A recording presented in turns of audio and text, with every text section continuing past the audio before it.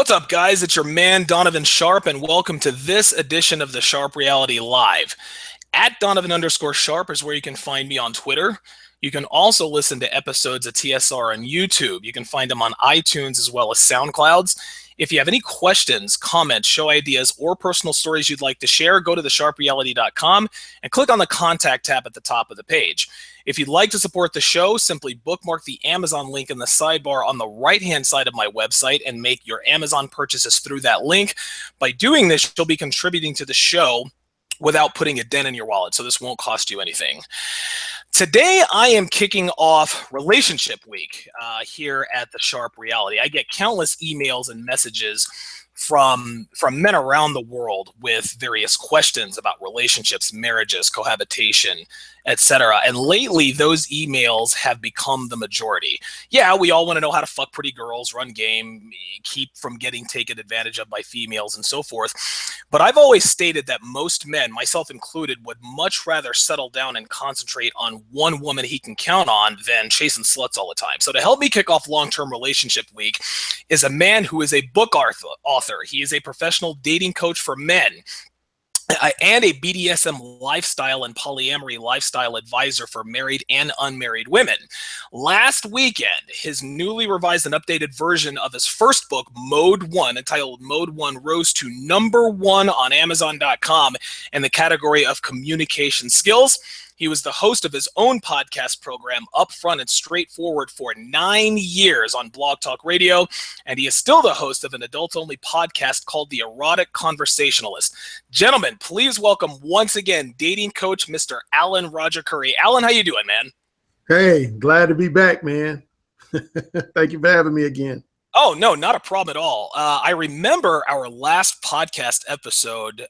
It was the first time that you and I had done a podcast together. I know that you and I have made various appearances with Obsidian and on Obsidian Radio Live. I think the first time I ever spoke to you was when I was in Philly. I was live in studio with Obsidian. That was the first time you and I got to rap back and forth. And it became very clear to me that you and I were aligned in most areas with regards to the red pill. And I wasn't really nervous about our the first episode that we did together. I knew it would go well, but I didn't expect it to go as well as it did. So I've been looking forward to this for a while. Well, I appreciate you saying that. Yeah. No, absolutely. So you to kick this thing off here, you're a professional dating coach. And we'll get to the long-term relationship stuff, but tell our listeners how you got into the dating coach arena. What was the aha moment where you decided, you know what, I could probably teach other men and make a damn good living doing it? What was the light bulb moment for you in that regard? Oh, well, actually, for that, to answer that question, I would have to give most of the credit to my older brother. His name is Steven. And because initially I had no intentions of being a dating coach. It's funny how as you get older, you just kind of fall into certain activities, certain careers. It's not like when I was young, I aspired to be this dating coach, but my brother saw the type of results I was getting from exhibiting what I now refer to as Mode 1 behavior. And as far back as 1986, what are we talking about? We're talking about what, 30 years? Yeah, 30 years. It was summer of 1986 was the first time he said, bro, I think you need to put the psychology behind what you do and why you do it on paper. I think it could help other guys. And at the time, I actually blew it off. I was like, dude, I was being selfish. I'll be honest. I was like, dude, I ain't trying to help out no other guys. Hell no. I'm not trying to share this pussy. This pussy's mine. Yeah, I was like, shit, I'm just trying to help myself get laid. And he said, well, for starters, I want you to, give me some tips. But he said, I really think, you can help out some other guys. So now fast forward to about the mid-90s, around 95, 96, he started saying the same thing to me. I was living in Los Angeles and he was living in San Diego, and some guys that worked for him were coming to him for dating advice, and he would give him his own brand of dating advice. But then he would always mention, he would say, you really should be talking to my younger brother, Alan. And it was like, okay, what's up with your young brother? He was like, man, my brother is like the most straightforward dude you'll ever meet, man. He like can meet a woman at 8 o'clock, and by 8:05, he's got him talking about fucking. And they was like, get out of here. Nobody can do that. Nobody talks about sex that quick in their very first conversation with a woman. He was like, I'm telling you, man, my brother got a knack for it. So he encouraged me to write this pamphlet. I think called it the Mo 1 Principles for Effective Verbal Seduction of Women. And it was about a 30-page pamphlet. I sent it to him. He gave about 10 copies out. About half the guys didn't want to adhere to it. They said, nah, this is too ballsy for me. I can't flow this. It's just too ballsy. But the guys that did adhere to the advice in the pamphlet, it really boosted up their ability to create both romantic chemistry and sexual chemistry with women. And then fast forward to 2000, in December 2001, that's when I started selling Mo 1 as an ebook. And then in late February of 2006, I turned it into a paperback. And other than just publishing my book, to answer your question more specifically, there was 2 movies that came out that my brother felt were like, I was going to say rip-offs, not rip-offs, because these people didn't know me, so they couldn't rip me off. But one was called Swingers with Vince Vaughn and Jon Favreau. Yes. And Vince Vaughn's character in that movie, he was giving like a lot of advice to his buddies. And my brother was like, man, that's what you need to be doing, man. Like you need to be doing that like professionally, man. Just like giving advice to dudes. And again, I was kind of like, eh. And then definitely when Hitch came out in 2005, yes, both my brother as well as some other of my close friends, they was like, dude, man, that's what you need to be doing, man. You need to be like a professional dating coach like Will Smith in Hitch. You need to be helping guys with women, man. And so it was around 2006, soon after my paperback version came out in 2006. That's when I also became a professional dating coach. Okay, yeah, it's funny you bring up 2 things that grabbed my attention. Talk to me a little bit about you said that a lot of men told you that's too ballsy, like I can't do it that way. What do you think the reason for that was, and how did you respond to that kind of feedback? If you told a man to just walk up and say, hey, do X, Y, and Z, and he said, okay, well, that all sounds good, that's too ballsy for me, why would men respond that way? And what was your response to men who would tell you, hey, this is way too straightforward for me? Well, if there's 2 words I mention a lot is the words social programming. And oh man, I forgot to disconnect my landline phone. I'm sorry. No, that's right. Hey, look. If you got to set up if you're setting up ads for later on, go on and do that, man. I got it. Like, look, you don't have to be a gentleman on this podcast. If that's one of your big booty bitches giving you a call, like, I ain't mad at you. Handle your business. Yeah. So, what it is? You read? Yeah, I always use this term, social programming, and what I mean by that is that we're taught from the time we're kids, usually by our parents, they teach us things. People in society teach us things. And so all human beings have their instinctive behavior and they have their learned behavior. And all your learned behavior as a human being, I refer to as either social programming, cultural conditioning, or social brainwashing. And so to answer your question, a lot of men, usually their mothers and grandmothers, have a lot of influence over their life. And they tell them how to act towards women, which is usually centers around the idea of being a polite, well-mannered gentleman.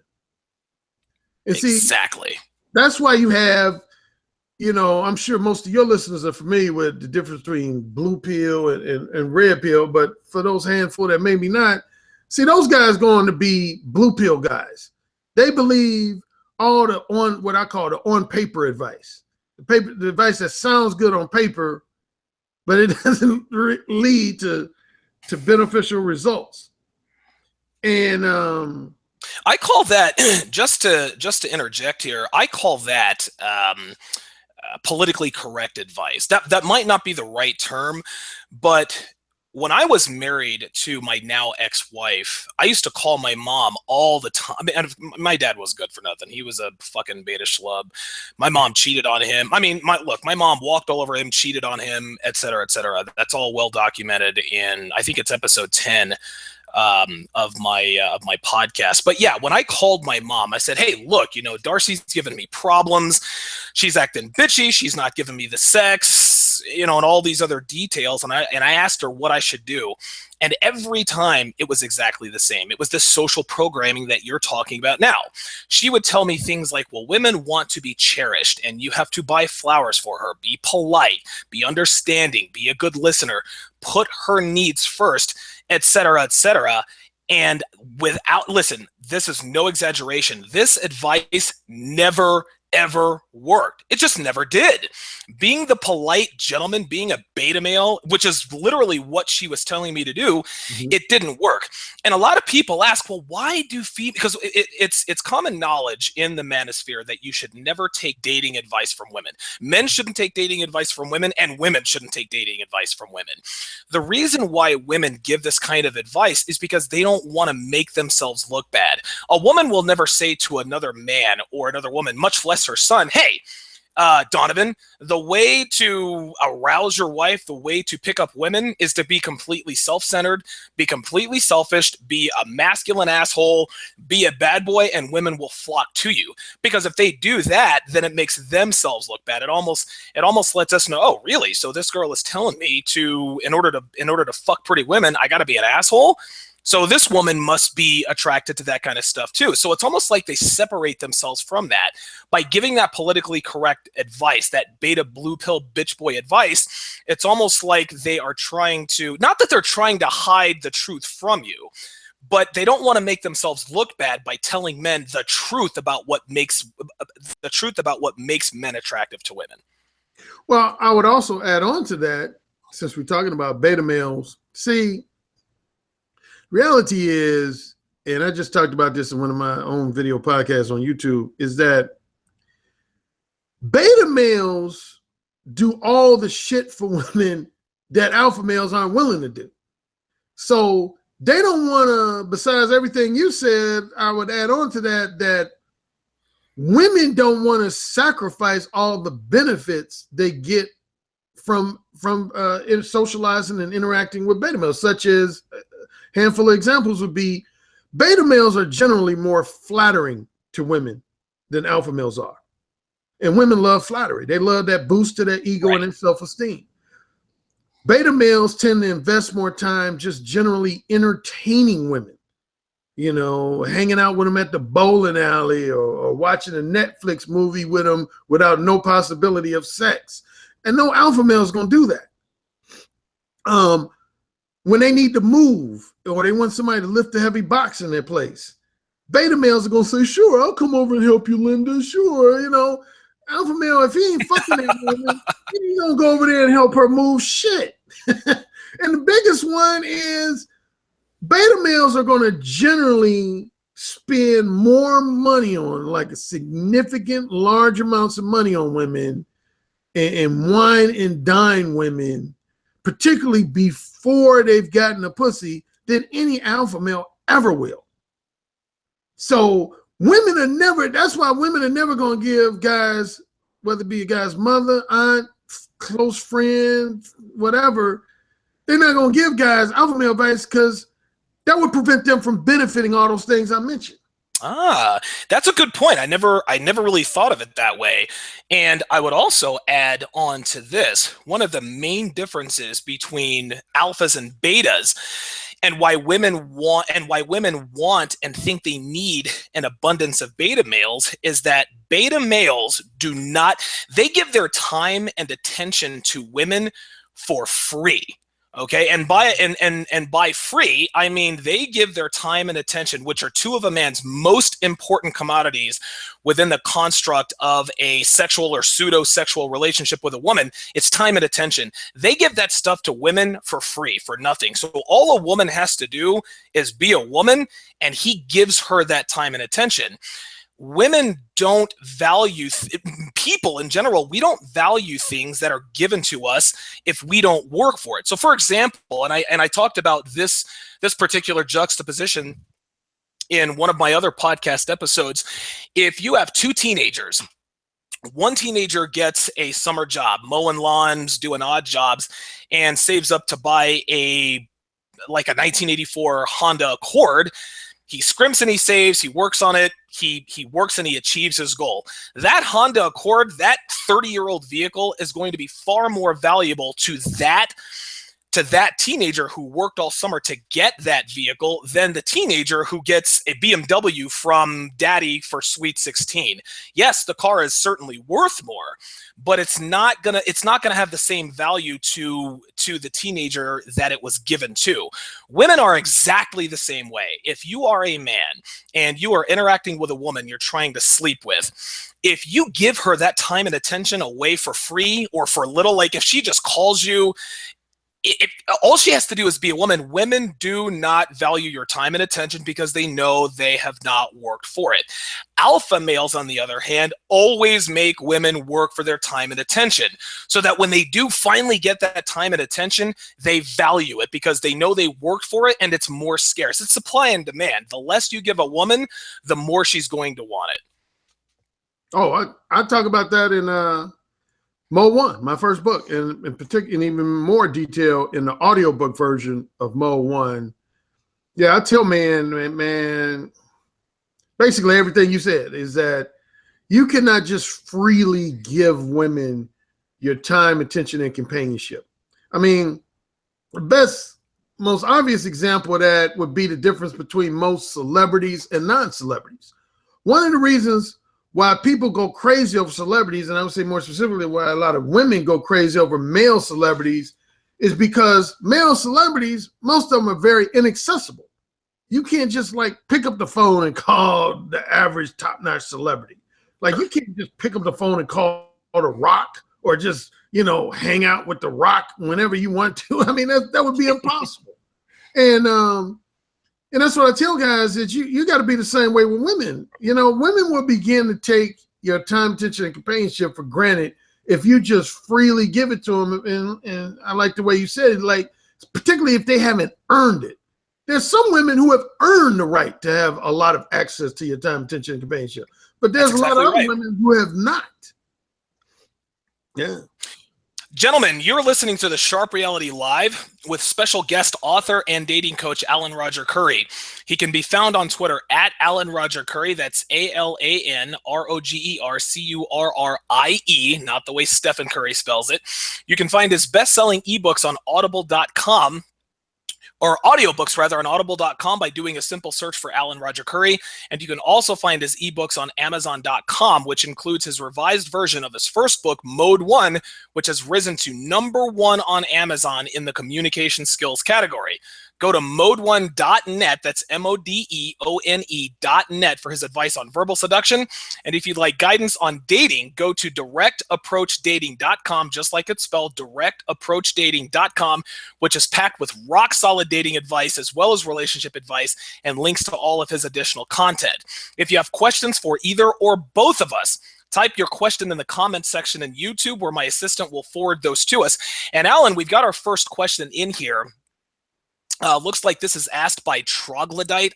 It's a really, really weird name. It says, I don't know. Yeah, that's a wacky one for me. Says, I'd like advice on my relationship. I'm engaged. I'm 19. She's 19. Anyway, I'm studying RN, I guess that's registered nurse, and get money from the government. We both live together, and I'm afraid that she won't get a job, and I'll end up having to support her. I once pushed her to get a job, and she threatened to go back to her family. She has also cried because she misses her family so much. I finally have gotten her to look for a job, or so she says. I don't know what to do. What's your advice for a troglodyte? It looks as though he is having. I know what I think about this, but I'd be interested to get your take on this particular situation. Looks like they're both 19. He's studying to be a registered nurse, which is an absolutely rock solid field. You're going to make a lot of money for a long, long time. You're never going to be laid off. Looks like his girlfriend sounds to be a little bit lazy in the work and job department. I guess she was sort of a homebody, wants to go back home. She's getting homesick. What would you say to troglodyte or troglodyte about this particular relationship? What would you do if you were him?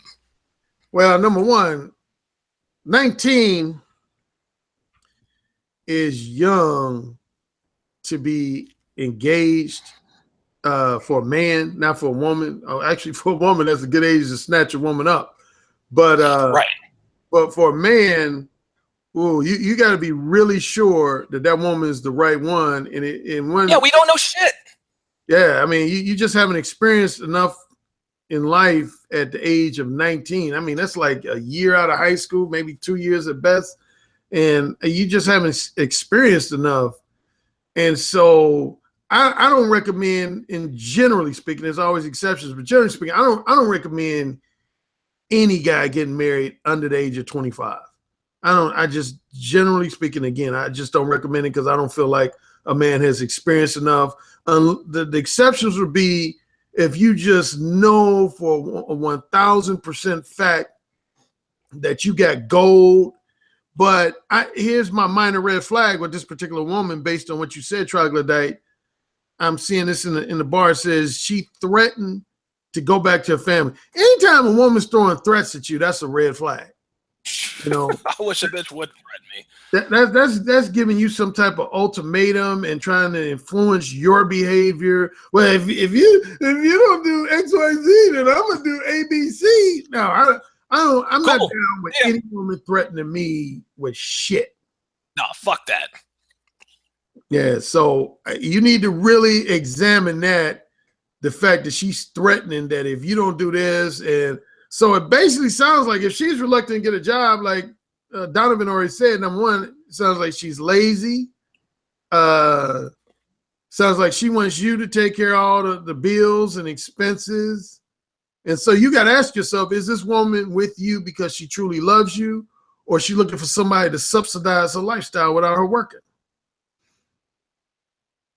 Yeah, I would agree. I would agree with that. Looks like Troglodyte also added she says she's scared to get a job because she has social anxiety. Do you buy that, or? Oh, what the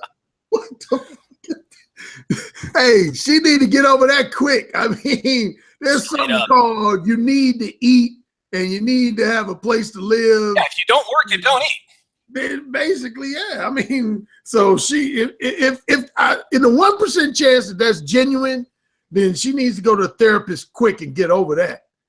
Right. Because guess what? The electric company doesn't give a shit about your social anxiety. There you go. If you have to, yeah, AT&T. If I call up AT&T and say, hey, look, I don't have my money for my bills this month because I have social anxiety, so I can't work. Guess what? They're still going to cut off my phone. They're still going to cut off my electricity. Bills got to get paid. I agree. My take on Troglodyte's particular situation is I agree with you 100% as far as his age is concerned. And there are many, many reasons for that. The first reason is that as a 19-year-old male, you don't know shit. I don't care how many girls you fucked. I don't care how much success you may or may not have had in high school and subsequently college. You still don't know shit about women. As far as the girl's age is concerned, that's a very good age to snatch up a woman because, yeah, she's probably been fucked by, at this point, she's probably been fucked by probably more cocks than either you or I could count or imagine, but she's still 19 and there's a chance to maybe get her off of the carousel. That being said, I'll make this one point, and this is something that I talk about a lot. Men and women they're not equal in a lot of ways, but in terms of sexual relations, in terms of the man woman heterosexual relationship, women are they are much further ahead than men ever are at the same age. You've got a 19-year-old woman and a 19-year-old man. I can promise you she knows 10 times more about the sexual dynamics and how they work between men and women than he does. So number one, you're already starting out you're already starting out at a disadvantage. She is in her prime. She is in her prime years of sexual market value. As a 19-year-old boy, you're not even close, troglodyte. You're not going to really hit your sexual stride or hit the peak of your sexual attractiveness until you hit 30. Your soon to be your fiance, she is just entering her prime, and women have a lot of different options. But I don't want to get off the subject here. In terms of her being too lazy, in terms of her not going out and getting a job, Alan said it absolutely correctly. She's just fucking lazy, man. And I know a lot, like, women make excuses for everything. I fucked 10 guys in one night because I got drunk. I didn't like this job because it was a 30-minute ride. All of these things are under her control. I don't buy the bullshit about social anxiety. A lot of women make up excuses to not work. There's a friend of mine in particular that I know in North Carolina. She is my age, okay? And I don't think she's worked in 20 years. She always jumps from guy to guy to get taken care of. She never has a job. Alan, she's one of these people who has a standing claim for disability and, oh, I'm going to get disability. There's nothing wrong with this woman other than the fact that she is simply lazy. And as far as the ultimatum is concerned, I agree with you in that the minute women start making ultimatums and say, if you don't do X, I'm going to do Y, or vice versa, what I would do is I would actually counter that. I'll tell her, okay, you want to be a stay-at-home woman? You want to not have a job? Okay, cool. But here are the conditions. Number one, you don't leave the house if I'm not there. Because that's when women cheat, Alan. She could be fucking every Tom, Dick, and Harry while he's at work. And you and I both know that nurses work crazy hours. They work overnight. They work 12, 18, sometimes even 24-hour shifts. So while he's at work, she could be off doing whatever with whoever. So number one, if I'm working and you're not, your ass needs to stay at home. Number two, I need 3 home-cooked meals every fucking day. You are going to cook me breakfast, lunch, and dinner. You're going to be at home all day. You're going to have a lot of time on your hands. You are going to cook and you are going to clean. My house is going to be clean. My belly's going to be full. And anytime I want to fuck, you are opening your legs. Are you prepared for that? Yes or no? And that might get her. Now, listen, she's a 19-year-old girl. If she says, well, okay, if that's all I have, if all I have to do is be a woman, then yeah, I can stay at home. There's no problem with that. Because troglodyte, as a nurse, you're going to make more than enough money to support the both of you. If you absolutely want her to get a job, you're going to have to be the one to put your foot down. But if you're wanting a traditional red pill relationship, then yeah, tell her, hey, if you're going to stay home, you're going to suck me, you're going to fuck me, you're going to cook my food, you're going to clean my house, and you're always going to be at my beck and call. Yep. We've got another question from Charles Gilmore here, Alan. He asks you specifically, if you had to pick one book for his woman to read, which would you pick?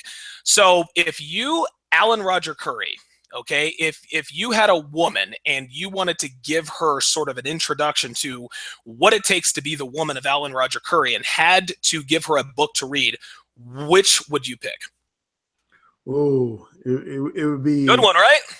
Yeah, because I got at least 2 books that I would have women read. Because women, some percentage of women have read all of my books. Okay.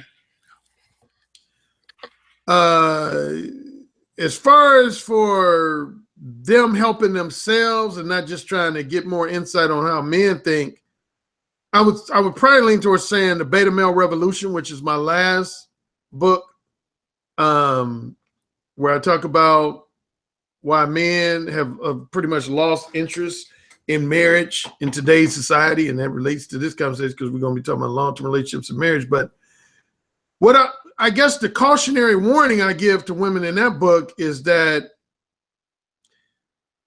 beta males are no longer your safety nets anymore. See, what a lot of women do, there's two types of women who would depend on beta males. There's a lot of women who, between the ages of roughly 18, 29, and even maybe up to 18, 35, would just fuck nothing but womanizing alpha males. And then when their looks on the verge of starting to fade and their sex appeals on the verge of starting to diminish, they try to find a lonely, romantically frustrated, sexually desperate, financially self-sufficient beta male to hook up with. And before the days of the internet, that would happen quite frequently. But now beta males are more enlightened because of guys like myself and Donovan and other people in the manosphere. So beta males are waking up.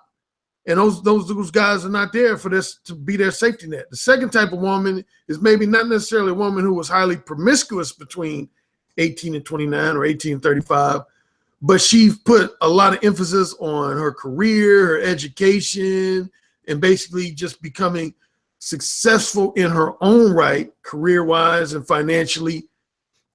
And then she feels like she can just find some guy at the age of 36, 37, 38, 39. And these beta males are saying, hey, you're too old now. I ain't trying to hook up with you.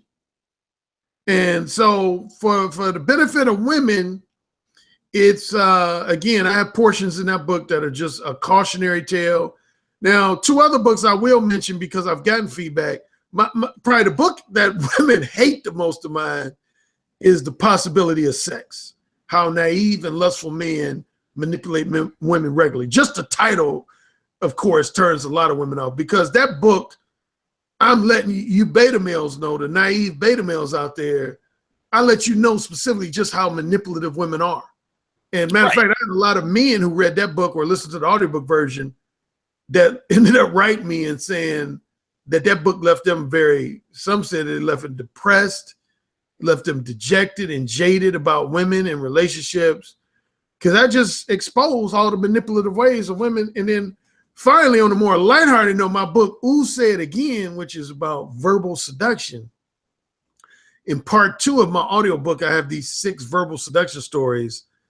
And I've had quite a few women write me. They said, oh, Alan, I play with my pussy listening to some of those verbal seduction stories.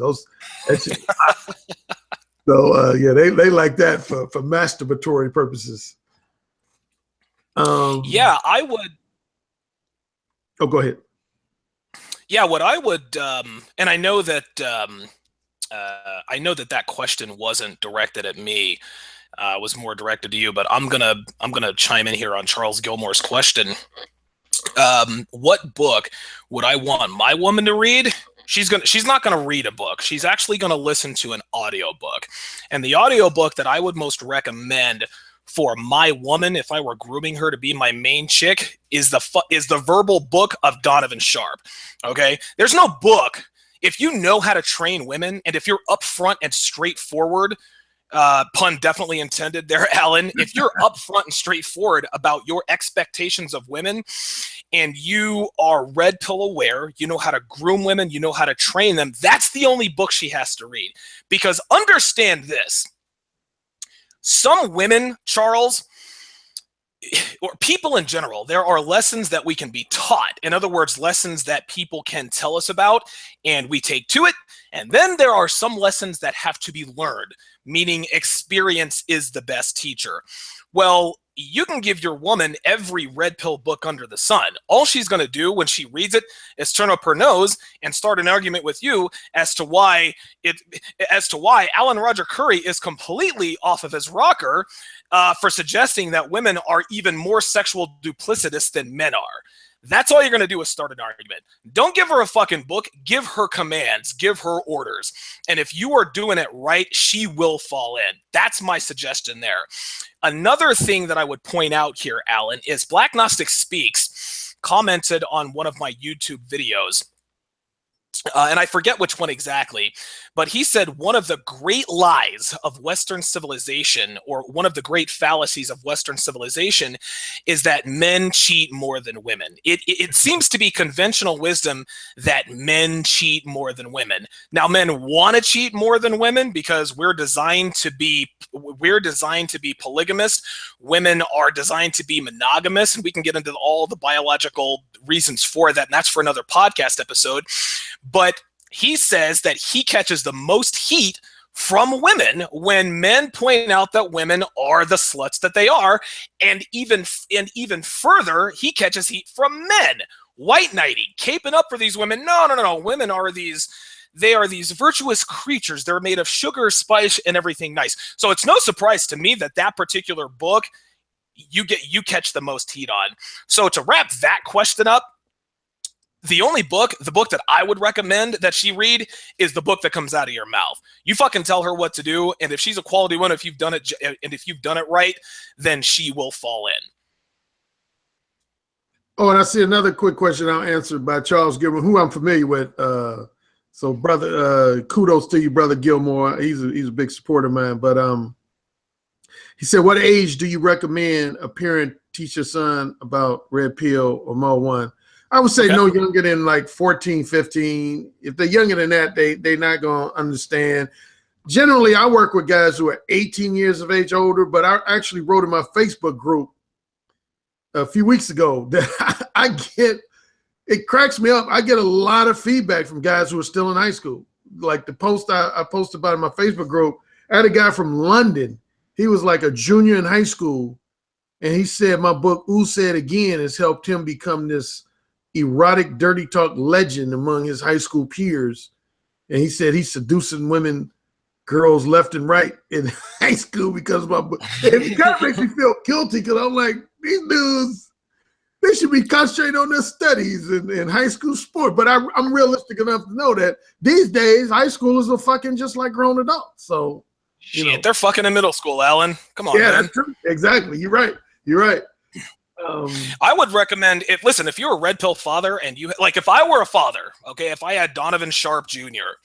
and somebody, my recommendation, I would probably start advising my son on the red pill probably right around middle school. Now, I'm not going to sit him down and give him The Rational Male by Rollo Tomassi. I'm not going to tell him, okay, here, go to mode1approach.com and read that. No. You have to start things off slowly. But it's like taking the red pill is like learning a second language. It's almost like it's an immersion process. You can't tell someone about the red pill and expect them to just absorb it. No, you have to tell them and show them. You have to introduce certain things. So if you want to advise your son on how women really are, start off like if he comes home, yeah, Dad, I've got a crush on Samantha. She's in my, social studies class or whatever. I would start at that point when he starts talking about girls, when you see his attention has started, like when he started concentrating on persons of the opposite sex. Say things like, listen, son, listen, Donovan, girls are people too. And what I mean when I say, and he'll know what you mean when you say that, girls are people too, because Alan, I don't know if you experienced this when you were 13, 14 years old, but when I was that age, I thought women were the greatest fucking thing since fucking peanut butter and jelly sandwiches, man. Like, especially pretty girls, I would be so awestruck by them. It's almost like we internalize this desire and this perceived aura and allure that radiates from them. Sometimes we forget that they are the same species as we are. We kind of think of them as aliens. And this is why men think that women are so complicated and so special, and you have to, no, girls are people too. So I would recommend you starting the red pill as soon as possible. As soon as he starts showing interest in girls, that's when I would start that process. Yeah, that sounds good. As far as daughters are concerned, probably right around the same age. Raising a red pill daughter is extremely tough, and I got an email about this a couple days ago, and it's going to take me a while to give advice on that, because that's a tricky subject, especially in this day and age. Um, but yeah, as far as your son, I would recommend right around that age. As far as daughters are concerned, I'm kind of lost on that. I think at some point I'll probably have to do a podcast on that to sort of advise people on when and where to start teaching your daughter red pill truth. Gentlemen, you are listening to the Sharpe Reality Live with special guest author and dating coach, Mr. Alan Roger Currie. You can find him on Twitter at Alan Roger Currie. You can find his best-selling books, audiobooks, on audible.com by doing a simple search for Alan Roger Currie. And you can also find his ebooks on amazon.com, which includes his revised version of his first book entitled Mode 1, which has risen to #1 on Amazon in the communication skills category. Go to mode1.net for his advice on verbal seduction. And if you'd like guidance on dating, go to directapproachdating.com, just like it's spelled, which is packed with rock solid dating and relationship advice, as well as links to any of his additional content. If you have questions for either or both of us, type your question in the comment section in YouTube, where my assistant will forward those to us. And Alan, just sticking with the theme here, what is the most important thing in a long-term relationship? If I were to say, Alan Roger Currie, Alan, in order for a woman to qualify to start the grooming process of being your main chick, give me some of the most important things. What are some things that have to be in place in order for Alan to consider a woman to be his main chick? Well, the number one thing you got to identify is this woman relationship material? See, the problem with a lot of women, just about all women walking planet Earth think they're relationship material. They think they're marriage material. And the reality is they're not. And so it takes a very special woman. And that's why most guys, usually when they get married, they use that word, they emphasize it's special. When someone is special, that means they're unlike the average person that you've interacted with. Right. So there has to be something about a woman that is special. I mean, that really like places her head and shoulders above any other woman you've met. And give me an example. Give me an example. What would be a special quality or trait to Alan? Oh, easy. For me, number one is a woman who is obedient and submissive. There you go. I mean, that's always my starting point. I'm not trying to be in any long-term relationship with a woman that's sassy, defiant, smart alecky, and basically calls herself trying to, be just as alpha as I am. I don't tolerate that at all. That's like zero tolerance for me. So number one, I love a woman that's very, very feminine, very, very feminine, and quickly acknowledges that I'm the leader of that relationship. Number two, if you in any long-term relationship or marriage, you're gonna have to understand that it's not gonna be like a short-term or long-term fuck buddy relationship, which centers all about sexual enjoyment and satisfaction. Any long-term romantic relationship is going to blend sexual enjoyment and satisfaction with spending time with that person non-sexually. So that leads you to what makes this woman appealing to be around non-sexually. Because one of the reasons why most men will limit women to just casual sex, among other reasons, is because we don't really enjoy being around that woman sexually. Right, exactly. That's exactly right. They're either boring, irritating, or just something that makes us find their nuns. Because I always say that a lot of women tend to be guilty of overestimating the appeal of their non-sexual companionship. Yes. Oh my, yes. Yeah. So for me, in my lifetime, I mean, it would be insulting to some women if they're listening, but I would say only literally about 1 or 2% of the women I met in my time, I'm talking about from the age of 18 up until now, and I'm 54 right now. literally only 1 or 2% of the women I met in my life did I find them to be appealing non-sexually. Most women, I wouldn't be able to be around them on a day-to-day, week-to-week, month-to-month basis non-sexually. I just wouldn't. There was nothing appealing about their non-sexual companionship. Yeah, that is 100% true. And I would even go as far as to say that most women, every woman has periods. Every woman has a specific time when she is tolerable. And for better than 99% of women, the time that she is tolerable is while she is being fucked. That's it. That's it. That's the truth. That's the truth. That's the only time she's tolerable. She's screaming your name. She's sucking your dick. She's taking it in the ass. She's taking your dick. That's the only time she's tolerable. It is amazing how most women go from tolerable while your dick is in her to intolerable as soon as you're done, and as soon as you pull your dick out of her pussy, boom, she goes right to being intolerable. And then women wonder, oh my God, like, why did he kick me out right after he fucked me? Because you are intolerable outside of sex. And you also mentioned something that's huge and is a big problem with today's women, is they grossly overestimate the qualities they have outside of sex. Yep. Women are, and the reason they do this is because they know deep down inside, Alan, that's all they're really good for.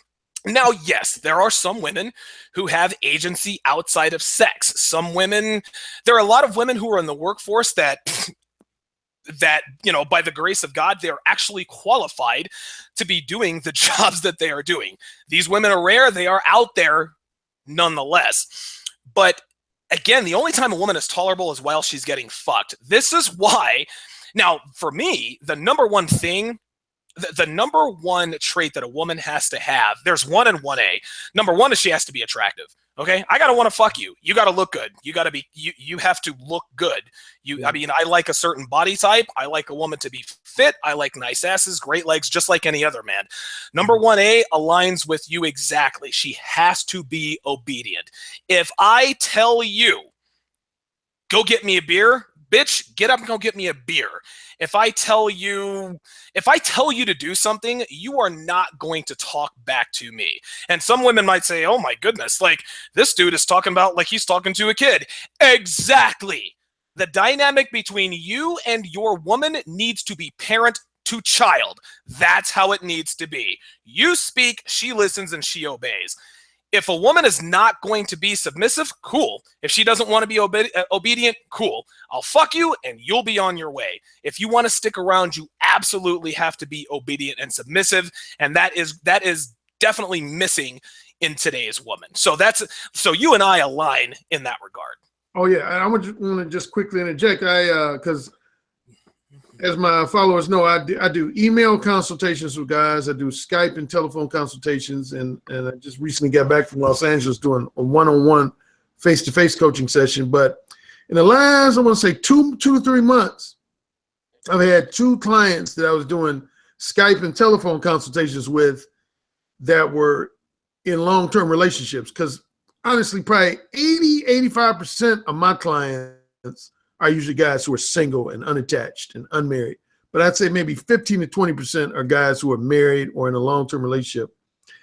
And that was the issue with both of these guys I worked with in the last 2 or 3 months. They were really in love with their girlfriends, but their girlfriends were beginning to behave in a manner that was spoiled and in many ways just disrespectful. And without getting into lengthy version of my advice, it came down to, I told both guys, I said, hey, in any relationship you're in, it's going to be in one of these 2 categories. Either you're on a woman's program or she's on your program. There's no in between. That is exactly right. Or a relationship you're in, either that woman, your girlfriend, fiance, or wife is adhering to your program, or you are adhering to her program. If you choose to adhere to a woman's program, then you got to tolerate all the bullshit that's going to come along with that. And trust me, it's going to be 50 buckets full of bullshit coming your way when you choose to adhere to a woman's program.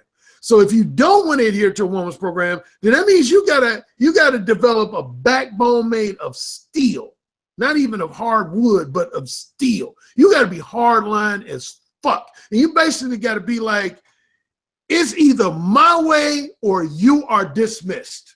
Period. No ifs, ands, or buts. You gotta lay it down in one way or another. You gotta communicate the message to that woman, your girlfriend, fiance, or wife, that either you are going to play by my rules, by my terms and conditions, or you are dismissed. I will find another candidate. That is 100% right. And that's one thing that we preach here in the manosphere all the time, is that you have to be ready to walk away at any time. And the best way for a man to be ready to walk away at any time is the abundance mentality. Make sure you've got a backup chick or four. That way, you know that if you see that your main chick is starting to break away from adhering to your program, you know that you can drop her like a bad habit and keep it moving. Your dick is still going to be wet, and you're now on the lookout for another main chick. I 100% agree with that. And here's another thing, Alan, just to piggyback off what you were saying. You cannot compromise, gentlemen. If you tell and show your woman in no uncertain terms that, hey, it's my way or the highway, just like Alan said, you have to follow through. You've got to have a backbone of steel, because get this, guys, women are going to fucking test you. And women have an almost supernatural sense to figure out when a man is really bullshitting or if he's just talking. So if and the thing is it's weird, and I don't really know how to quite explain or convey this, but most of the ultimatums, most of the messages that you send to women, a lot of them have to be verbal, but a lot of them also have to be nonverbal. So instead of telling her, hey, you better get with the program or I'm going to go out and fuck other girls, I say this all the time: flirt with other women in front of her. That will let her know in no uncertain terms that if she doesn't keep her shit together, you are going to start fucking chicks that look a lot like the chick you're flirting with now. Absolutely have to do that. Do not be on a woman's program. You are the leader. In every relationship, Alan, there is a leader and a follower. And if the man is not if you're not a leader, you are a follower, and women are not attracted to followers. Yep. Exactly. That's what I always tell men. I say, I tend to use the terms alpha and beta, but they both mean the same. But yeah, I say either you're going to be the alpha in a relationship or you're going to be the beta in a relationship. And again, now some men, I guess, based on what I've seen anyway and observed with there's some guys who are willing to be, for lack of a better way of putting it, a woman's bitch. All I say is this: if you choose to be a woman's bitch, then don't complain. Don't lie and complain about that woman's behavior. Just be her bitch. Be her obedient, subservient bitch, and shut the fuck up. But if you're whining and complaining about your girlfriend's behavior, your fiance's behavior, your wife's behavior, then you need to toughen up your backbone. And everything Donovan and I are saying is that, Donovan just made a point. A lot of men think, like I've had guys, even guys who were womanizers when they were single, will drop all their other options once they find, what they feel is the one. Man, listen to this. Let me tell you this. I just said this again on one of my own podcasts. If a woman, why do you think, first of all, ask yourself this question: why do women always talk about monogamy so much? Women always say, true love is all about monogamy and blah, blah, blah. Right. Fellas, let me break it down to you. Women know that if they are your only option for pussy, they own you in that relationship or marriage. In the store, they own you. If you have no other options other than them, then what are you going to do if your wife denies you sex? You just going to jack off for the next 2 months? Shit. I mean, or your long-term girlfriend, she gets mad and she says, okay, I'm not going to suck your dick for the next 3 weeks. I mean, what you going to do? Oh my God. So, yeah. The only way to really keep a woman in check is you either preferably have to have other options, or at bare minimum, you have to have the threat of other female options. That's the only thing that's gonna keep a woman in check. That's exactly right. The minute, and I could not have said it any better, Alan. The minute a woman knows, not the minute a woman thinks, the minute a woman knows that she is your only option, she has essentially checkmated you. Yep. If she knows she is your only option, she will behave badly because in her mind, she knows I can behave in any old kind of way. He's not going anywhere. But if you have other options, or if you have the threat of other options, and here's the thing, you don't have to tell your woman that you're attractive. When you go places with her, women are keenly aware of other women looking at their man. They know that when you're at the cash register and the cashier is making unnecessary banter with your man, or if we're at a restaurant and a waitress is keying in or eyeballing, like, you know, when you're with an attractive, women know when they're with an attractive man. You have to have options, or the threat of options, or your woman will absolutely misbehave. We got a question here, who it's from. Hopefully they're still listening. It says, this is specifically for you, Alan. He asks, is mode 1 for relationships or dating? Oh, I would say it's for both. I mean, mode 1, the information and advice in my first book centers primarily around your verbal communication skills. And I think having quality, effective verbal communication skills is equally applicable for both just dating and being in relationships. Because obviously dating advice centers more on creating and capturing the interest of a woman, and relationships is more about maintaining the interest of a woman. And I think with both, you have to be a good communicator. You can't be a dishonest communicator. You can't be a disingenuous communicator.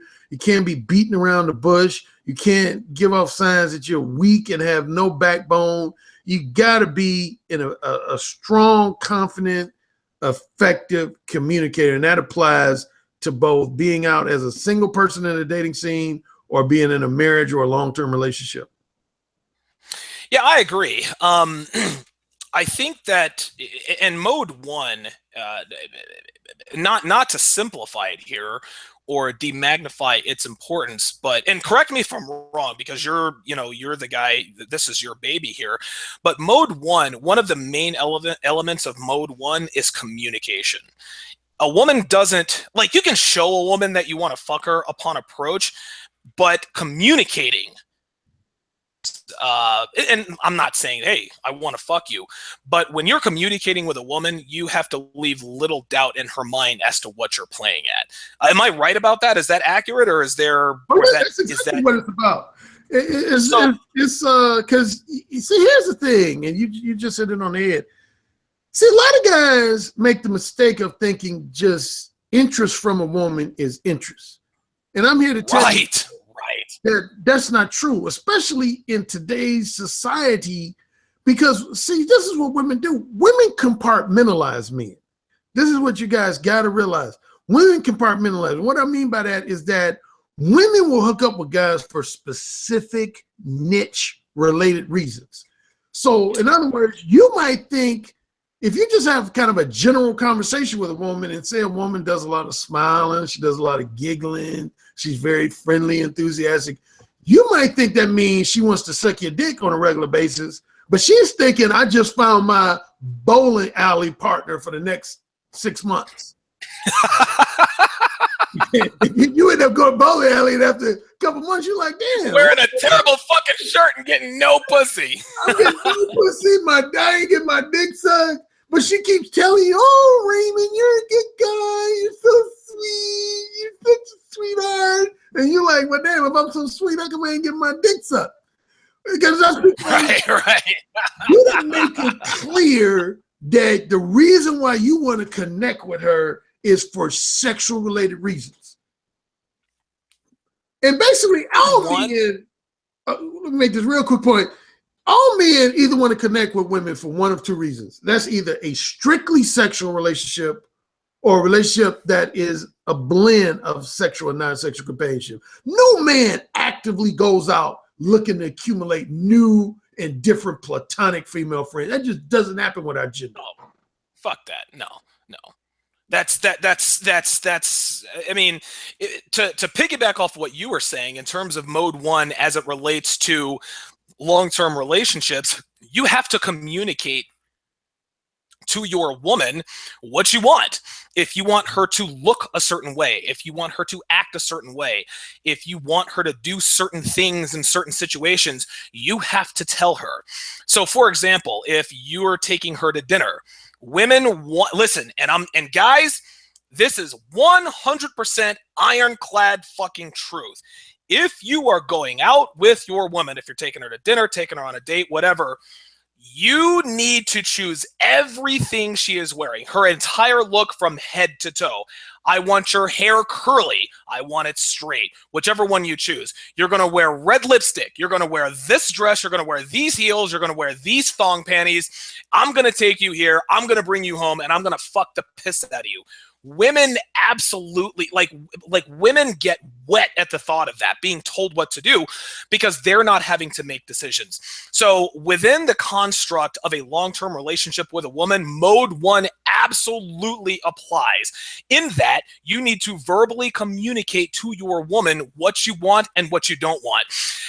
I mentioned in one of my previous podcast episodes, I went to Hawaii with a girl I'm seeing, and we're on the tour bus, and the tour guide, he was this big, tall, handsome guy, whatever. He's introduced himself. Hi, I'm whatever my name is. Welcome to the island. We're going up the mountain.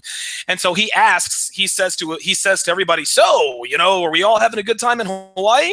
And the girl I'm with goes, woo! So she's drawing attention to herself because the guy's attractive. No problem. Your woman is going to be attracted to other men other than yourself. What I did immediately, Alan, as soon as she got done hooting and hollering and bringing attention to herself, I looked her right in the eye and I said, rein that shit in. She said, yes, sir, and uttered not another word to that dude the entire trip, and it was an 8-hour tour. The point is you have to channel the mode one approach to communicate to your woman what she is doing right and what she is doing wrong. If she comes out looking dusty and whatever she's wearing, tell her, sweetheart, you look dusty. Go back to the room and change. If your woman says something to somebody or acts out of the way, you need to check her immediately.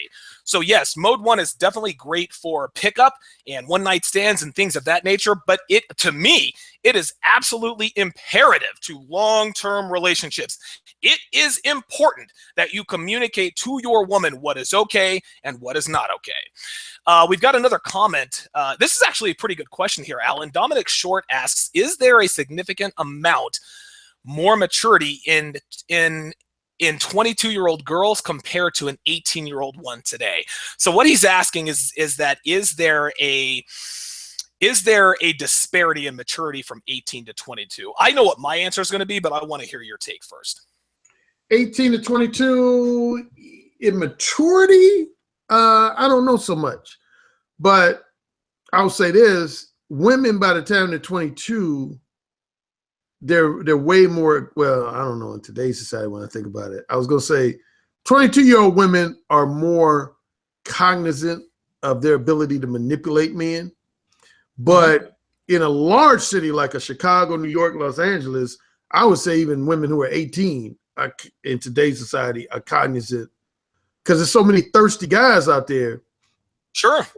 So I guess my simple answer would be, I don't know if there's necessarily that I would say a 22-year-old woman is significantly mature than an 18-year-old woman. See, the thing about high school, though, in high school, typically women are just going to fuck who they want to fuck. Right. Which is what all women do with alpha males, period. They fuck who they want to fuck.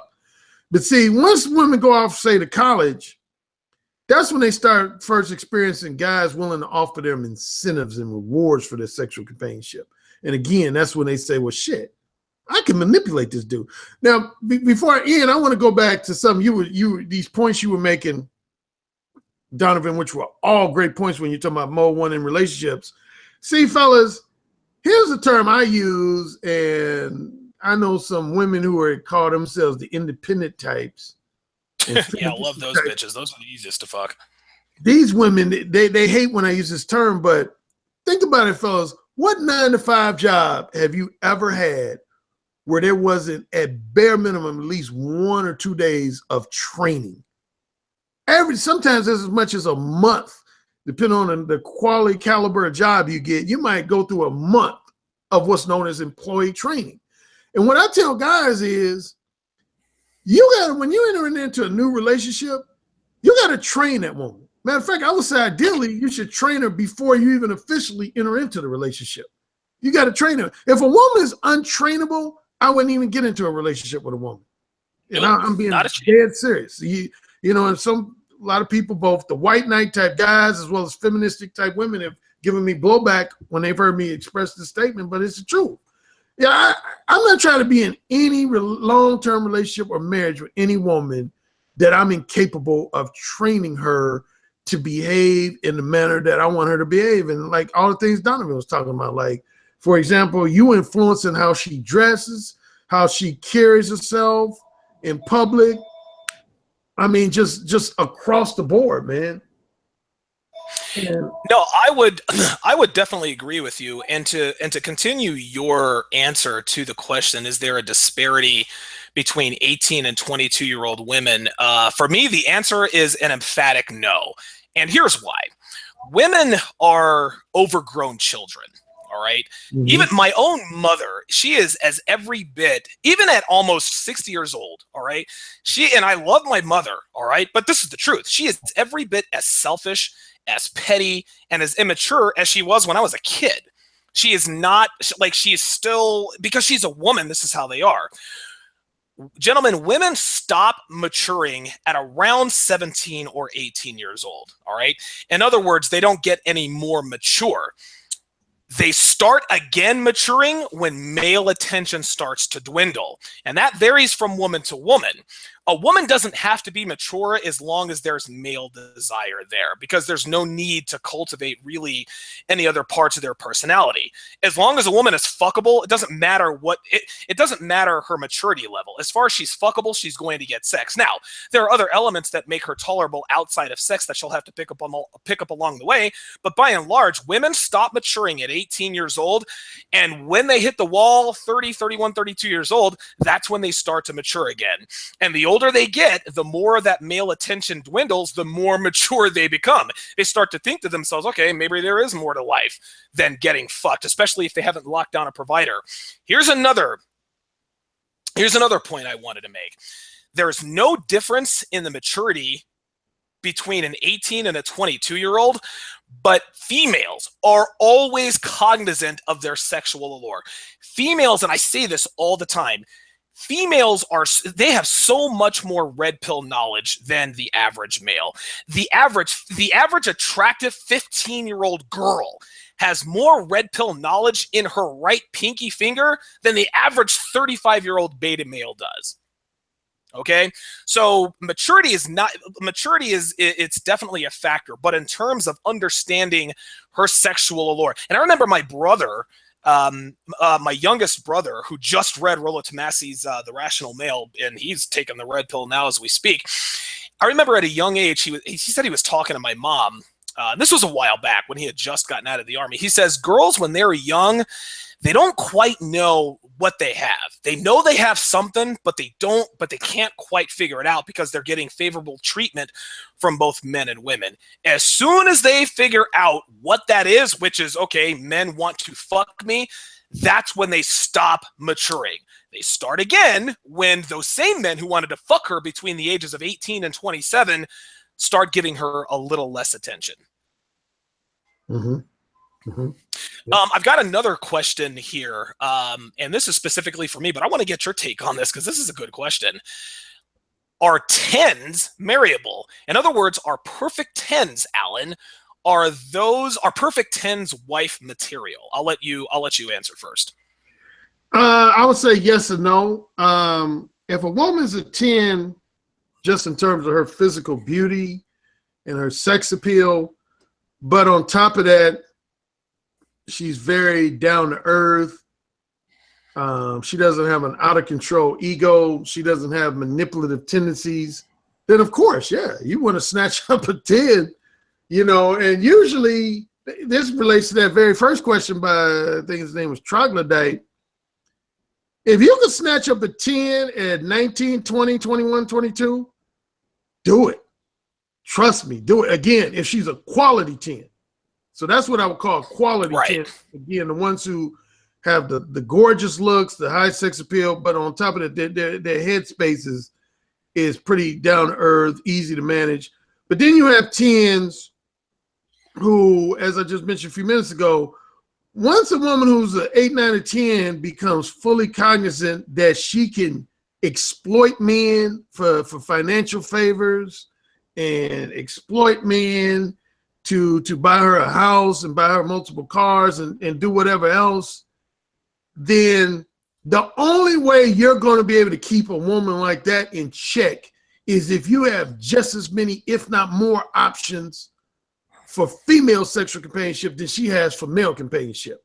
But if you don't, if you have very few or zero options, then that woman's going to play you like a piano. She's going to exploit the shit out of you. She's going to basically turn you into her personal cuckold and her bitch. So right, and she'll call Alan Roger Currie to come be the bull in their relationship. There you go. My answer to the question, are 10s marryable? At 18, probably. All right. Because 10s are, if a girl's not a 10 by the time she's 18, they very rarely become 10s after that. Yes, they can get on HGH, which I wouldn't recommend until she starts to hit the wall. Yes, they can work out. Yes, they can get, breast implants and things of that nature. But aesthetically, yeah, I mean, if she's got the looks, of course she's marryable. You want to marry and have kids with the most attractive women out there. But I would say that after the age of 20, maybe 21, the answer is an emphatic no. And episode 37 of the Sharpe Reality, I talked about some of the downsides of dating 9s and 10s. And one of those downsides was that 9s and 10s are completely useless, okay? And the reason why they're useless is because they don't have any reason to be useful. I'll use a sports analogy.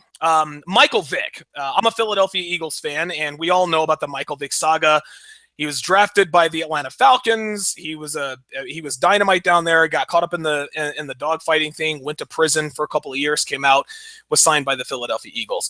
Well, Michael Vick never really became a true pocket passer. In other words, he wasn't really that good at reading defenses and diagnosing, okay, is this a blitz? Is this going to be a strong side blitz? Is it going to be a delayed blitz? Are they playing cover 2? Are they playing?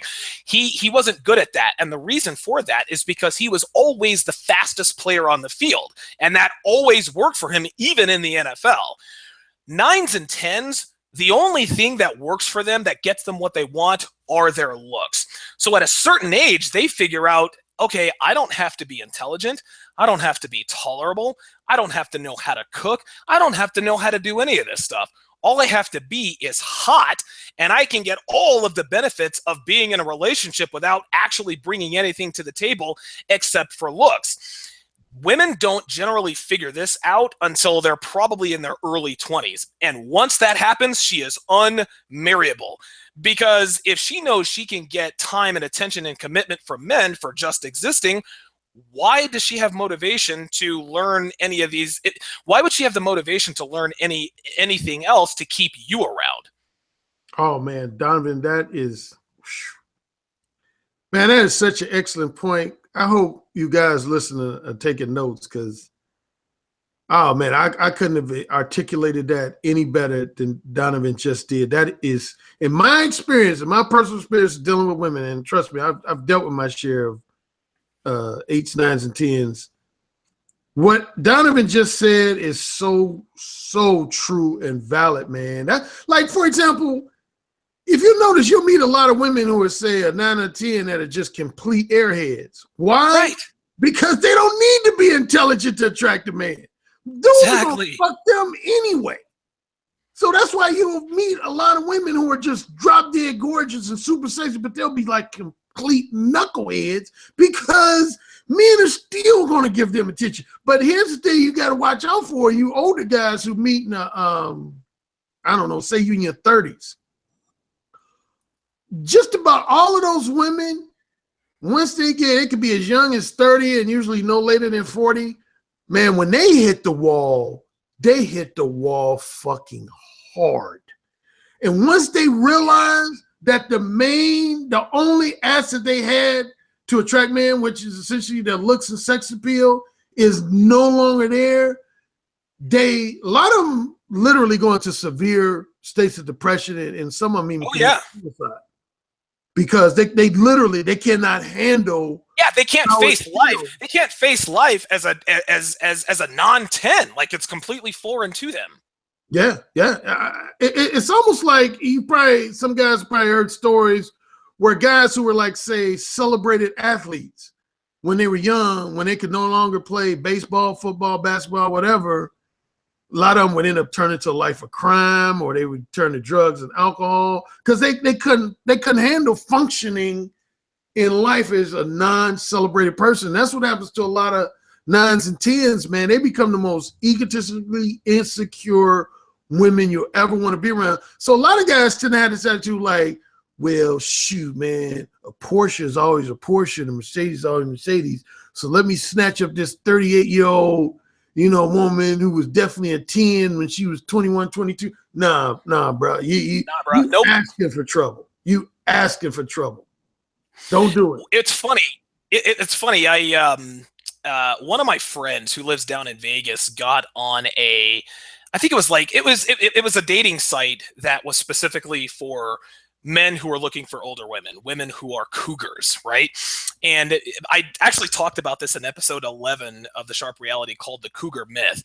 And one of the cougar myths, one of the reasons that society tells men that they should go after older women is because older women don't play games, all right? Alan, that could not be more false, especially attractive women. If you think for 1 second that a 43-year-old woman who's been a 10 for probably most of her life is going to stop playing games because she's older, you've got another thing coming. She again will be every bit as flaky, as bitchy, as immature as because they have decades of experience playing with men's minds. And just because she ages does not mean that's a skill that rarely atrophies with age. She is still going to be bitchy and neurotic. As long as she keeps getting male attention for just being around, she will stay that way until she stops. And I agree with you. That's a very, very good comparison that you made between women and professional athletes. And you see professional athletes when they do their press conferences, when they tell the world they're going to retire, Alan, they're in fucking tears. Like, you can almost see in their minds. Look, Brett Favre, Peyton Manning, Troy Aikman, John Elway, like these guys bawled like little girls at the microphone because what's going through their minds as they're telling the world, hey, I'm not going to play this sport anymore. They're trying to think in their mind, what am I going to do after this? I'm in my mid-30s. My life is just beginning. The reason for this is that professional athletes are defined by their athletic prowess and celebration. The same thing goes with 10s. If she is a 10 from the age of 18 until 28, that is 10 years of being at the height of your powers. So for athletes, they have 10 years where they're in their prime. 10s have 10 years where they are at the height of their sexual desirability. And when it becomes apparent to them that they're not 10s anymore, it's just like you said, a lot of them go into depression because they don't want to face life like a normal person. They really, really don't. And I'll tell you another good story. There's a girl that I dated who lived down, and you're never going to believe this. This is unfucking believable. So, hot Mexican girl. She conned some guy into buying her fake tits when she was like 19 or 20 years old. But this girl she's 100% Mexican, long, thick, lush black hair, great ass. She lived in the gym, watched her diet. She's a hard 10. I remember one evening, we're sitting there, Elaine, I just fucked her, whatever, we're watching TV. And I think she saw something about something going on in the Sudan, something about a third world country. And she asked me, why don't these countries, like, where are all the cops in the country? Like, all the stuff that's happening in all these third world countries. I mean, where are the police officers? Where are the government officials? Alan, I had to sit there and explain to her the difference between a first world country like the United States and other third world countries. I had to explain to her, I had to actually lead her down the rabbit hole. I said to her, I said, okay, look, I said, if we were to go outside and we were to speed, what would happen? She said, we'd get pulled over by the cops. And I asked her, okay, do you think police officers work for free? She said, well, of course not. I said, okay, well, who are they getting paid from? And she kind of looked at me. She said, the city?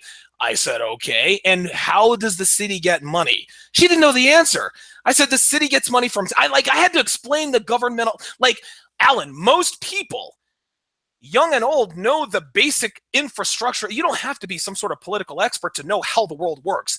But because this girl has been a hard 10 since she was about 15, 16 years old, she didn't have to cultivate any other skills outside of the way she looks, which includes a basic understanding of the way the world works. Mm-hmm. Mm-hmm. Exactly. I've got another question. I've got a question here. And this is actually a pretty good question. The Surf, who is a regular commenter, he says, I have found that once a woman submits, I get bored. So he asks, how do we sustain the excitement of the initial chase without becoming the shit tester to see if she stays? What would your answer to that be? Wow. Now that's unique. This that is very unique. I don't get bored with submissive women. Yeah, I don't get bored of that. Like, I like obedient women. Oh man, yeah, I can't relate to that, man. Because now the only way in a small measure, yeah, there have been some women like I met that are either they were extremely prudish, and I took it as a personal challenge to turn them out, so to speak, and get them to become kinkier, or some women who tried to act like they were all tough and alpha, and I broke them down. So in that sense, I guess I can halfway relate to what he said. But for any you're talking about long-term interaction with a woman, I never, ever get bored with a woman who's obedient and submissive. That's the only woman I can deal with if you're talking about long-term. I mean, well, really, period. That's what I'm saying. I cannot deal with no woman who's defiant in nature. Can't deal with it. Nope.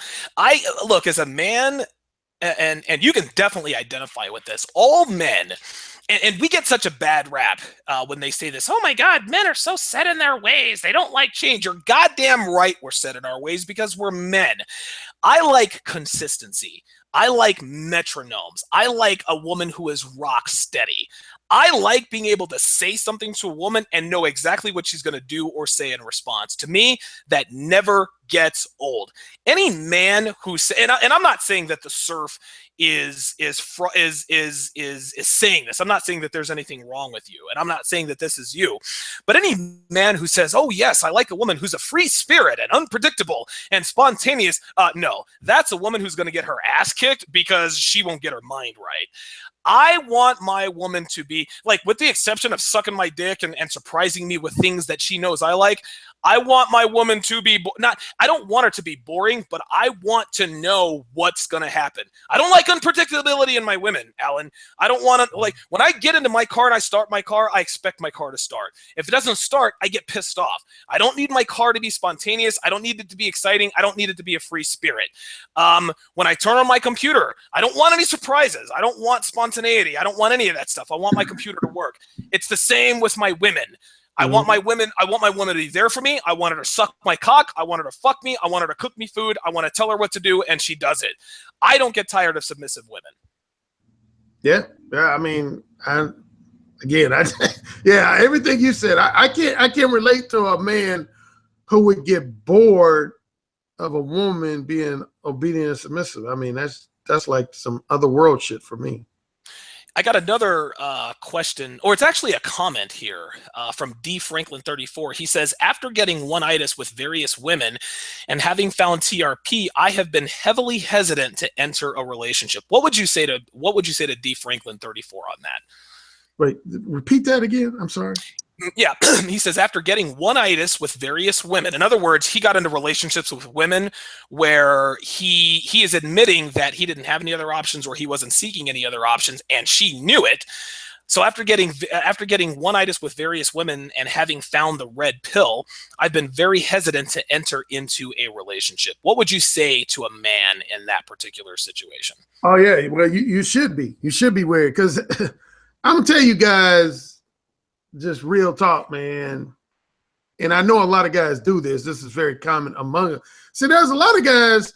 That's the only reason why they get into a relationship or a marriage, because when they were single, they didn't have any options for regular or at least semi-regular sexual companionship.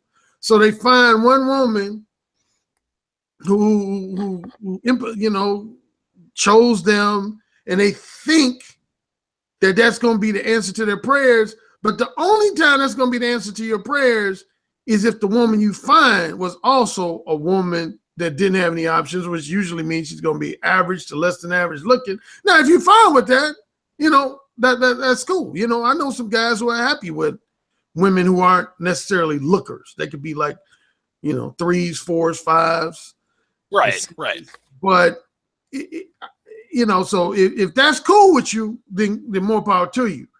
But you got to understand that if you're a guy who goes in a relationship because you didn't have any options as a single guy, and say you hook up with this woman that's very attractive, and you think because you got a nice job, a nice car, nice money, that she's with you for you, I'm here to tell you she's not.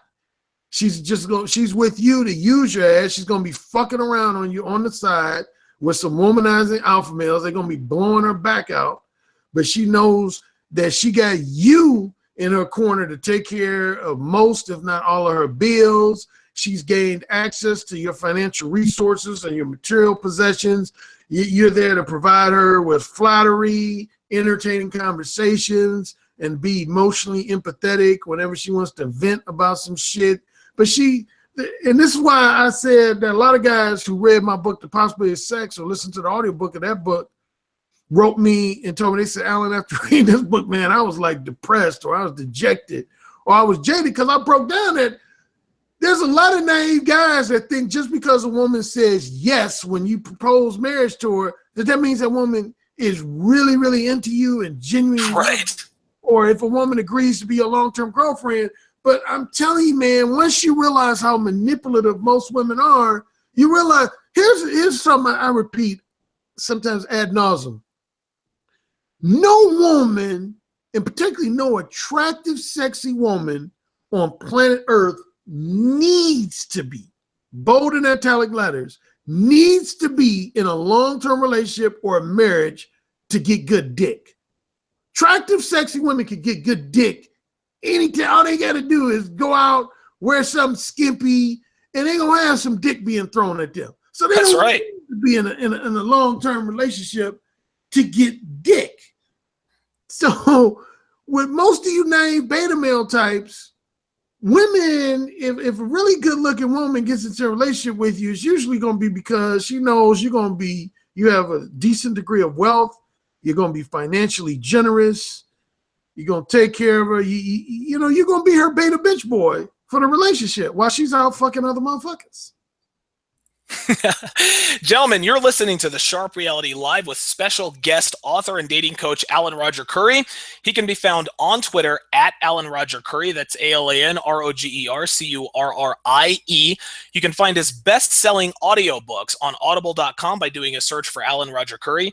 And you can also find his ebooks on Amazon.com, which includes his revised version of his first book entitled Mode 1, which has risen to #1 on Amazon in the communication skills category.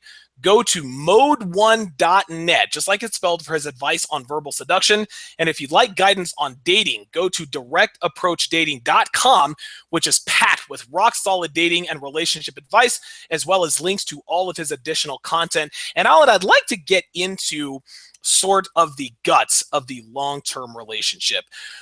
What is in Monday's episode, just to sort of plug what's going to be coming here, Monday's episode is going to be part 1 of a 2-part podcast episode on how to groom a woman to be your main chick. So I'd like to hear your take on what you would advise men to do to groom a woman to be his main chick, and what qualities are you looking for in a woman to be your main chick? In other words, when you see and meet a woman and interacting with her, what has to happen for you? What has to make you say, okay, I might want to take this woman off the market because she has XYZ qualities? So tell me what qualities that woman has to have just based on your interactions with her, and then tell our listeners how Alan Roger Currie would groom a woman to be his main chick. Well, the first thing I want to find out is what type of interactions has she had with her father? What have she observed from her mother's relationship with her father, and just her general interactions with influential men in her life? Because, and I might end up doing some loose generalizations, but I find that if a woman was just raised by her mother, or raised in a marriage where her mother was completely dominant over her father, then right off the bat, I know she's not going to really respect men. She doesn't have respect for men. She looks at men as weak. And so that's important for me to find out in early conversations. Is I always ask a woman, what was your relationship with your father? Right. And I listen carefully to their response to that. Because again, man, I mean, there's always exceptions here and there. But generally speaking, yeah, a woman who doesn't really respect men is never going to make a good wife or a good long-term girlfriend. It's just period. It's just not going to happen. Donovan, you said something that's so key, and I said in one of my books.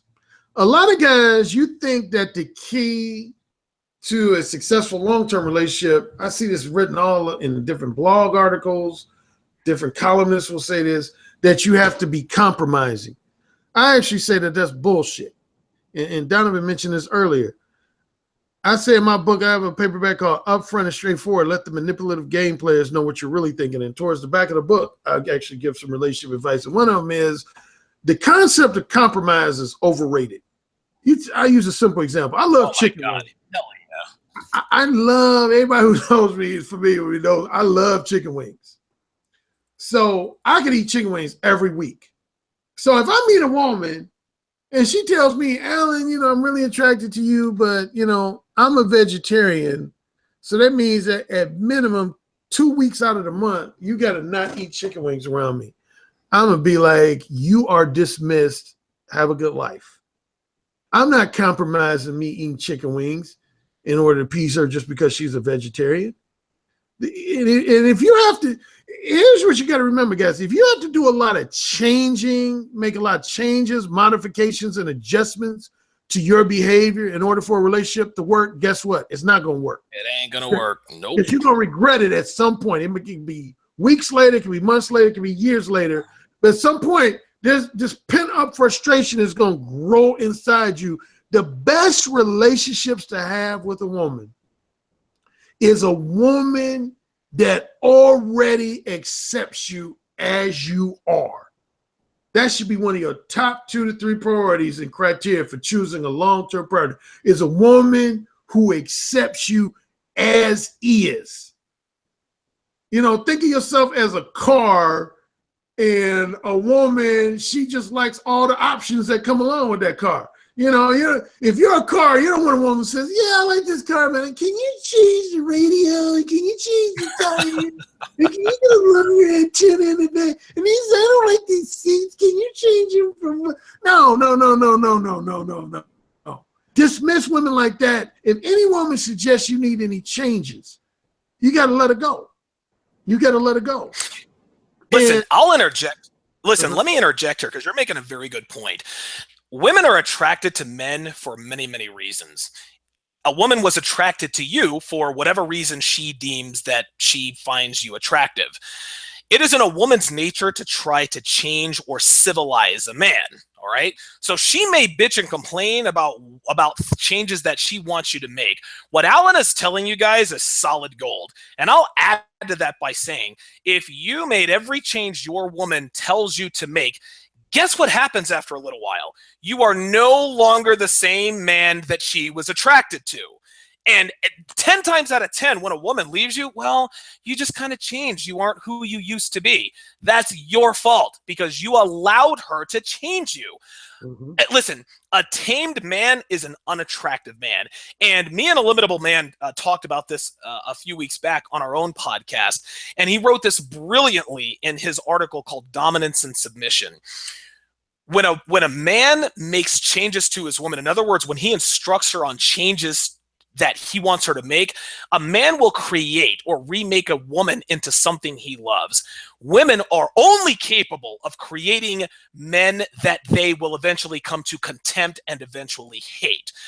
Again, if your woman tells you to make A, B, C, XYZ changes, don't do it. Because at some point, you will cease to be the man that attracted you to her or that attracted her to you in the first place. So that is an excellent point. Yeah, I call it bitching out.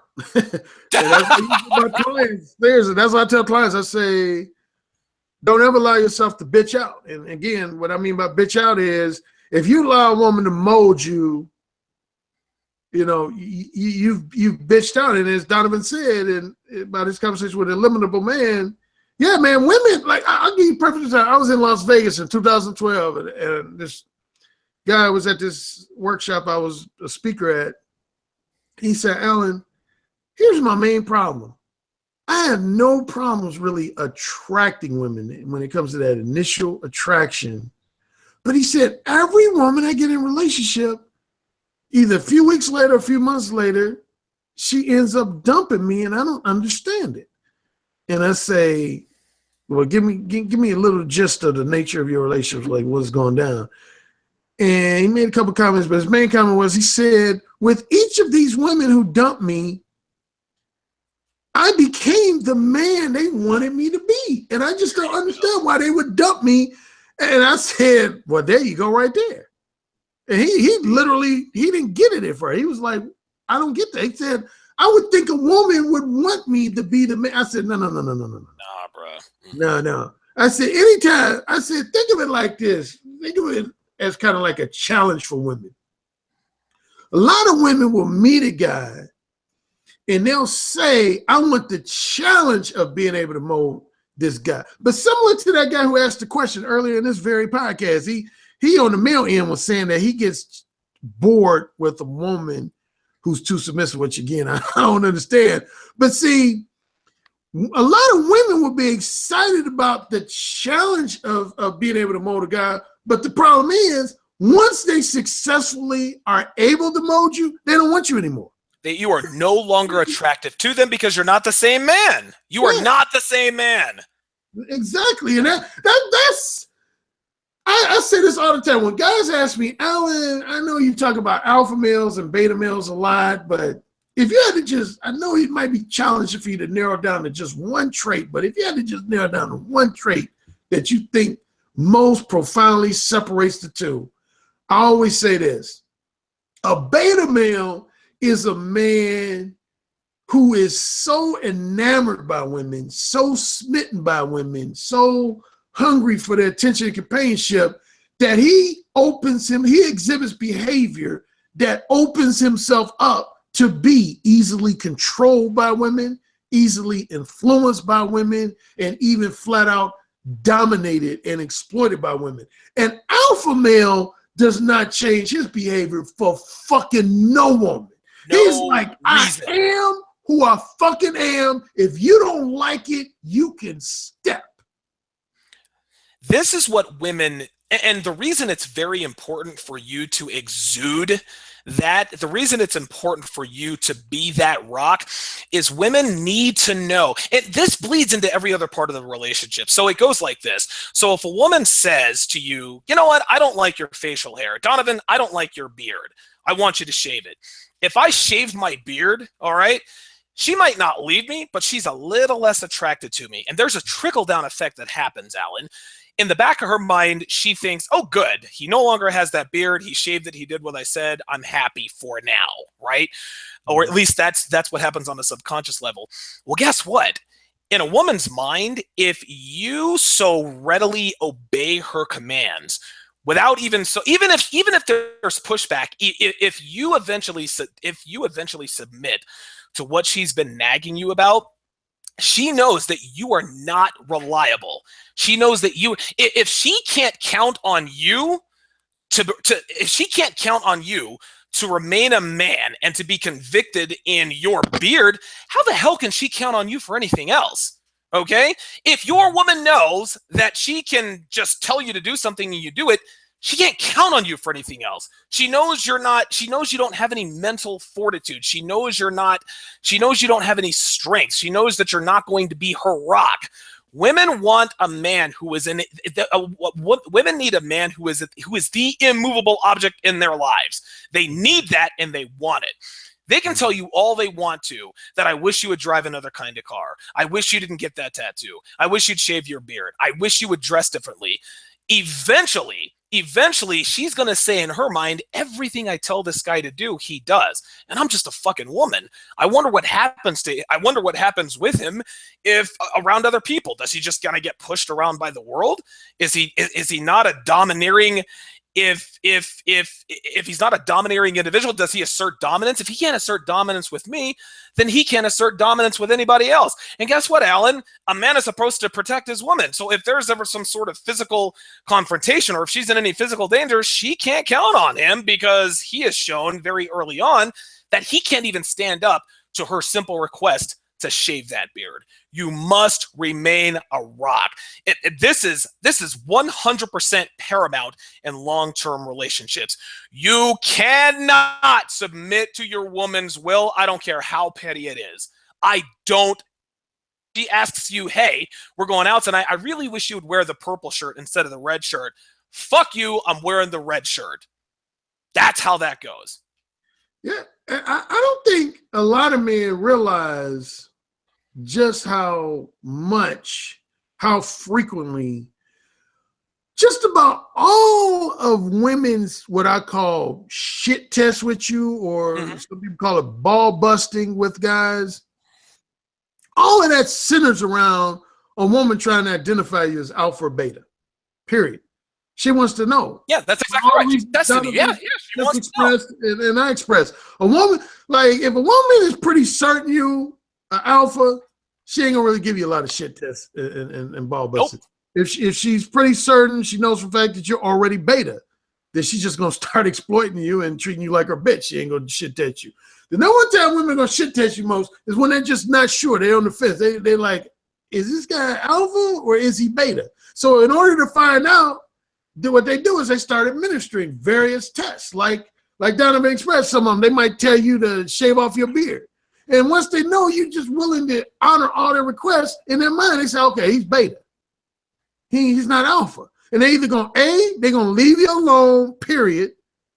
Or if they're really manipulative, they're just going to start exploiting the shit out of you and treating you like their bitch and make you do everything they want you to do. But you know what's going to happen in the latter scenario? If you're in a relationship with a woman like that, because I've gotten letters, emails from guys like this, been in relationships like this, you're going to literally have to beg your own girlfriend, your own fiance, your own wife for sex. I have never in my fucking life begged no bitch for sex. You don't ever want, that's when you officially know you are the fucking beta male bitch boy in a relationship, is when you have to regularly beg and plead with your girlfriend, fiance, or wife for sex. At that point, if you have to beg your wife, girlfriend, fiance for sex, it's over. It's only a matter of time before she starts fucking another dude, if she's not fucking another dude already. Never, oh good God, never, ever beg. That's red pill 101. We've got a couple of questions here. And I'm going to relate, because this podcast is about long-term relationship advice. I'm going to put the LTR spin on it. So King Riches says, hi, I'm about to be 30. What's the ideal age group of girls I should be going for? Well, the first answer to your question, as far as I'm concerned, the ideal age group of girls that you should be going for in a long-term relationship, it really depends upon your preferences. The younger and hotter the chick, depending upon her age, the more slutty she'll be, and the more slutty she is, the least amount of quality she's going to have for a long-term relationship. A lot of older women are much the same way, because they've been attracted their whole lives. Like we discussed earlier, they don't really have any other skills outside of looking good, sucking good, and fucking good. And eventually a man gets tired of that. A man needs a little more meat on the bone. So I'll pose the question for you, Alan. If Alan Roger Currie is 29 years old, which I'm assuming King Riches is, 29-year-old Alan Roger Currie. Now I know that 29 you weren't looking for a long-term relationship, but if you were, what would you tell 29-year-old Alan Roger Currie would be the ideal age? Knowing what you know now at 54, what would you advise the 29-year-old Alan Currie? What age is ideal to look for women for long-term relationship status? Well, I'll be honest. I don't know if I would limit it to an age group, with the exception of if this guy asking the question. Obviously, if you want to raise a family, you're talking about having like 2, 3, 4 kids.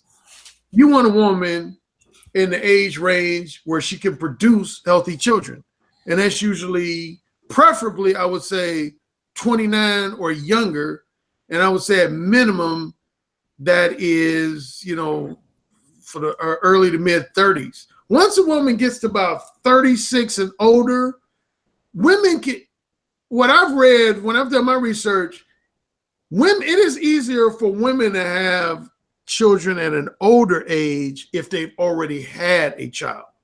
So, like, for example, if a woman's 39, she can have her second or third child at an age of 39 without problem. But if that's going to be a woman's first child at, say, 38, 39, 40, 41, ooh, that is going to be very challenging. So that's the number one factor you got to ask yourself is this a woman I want to raise children with?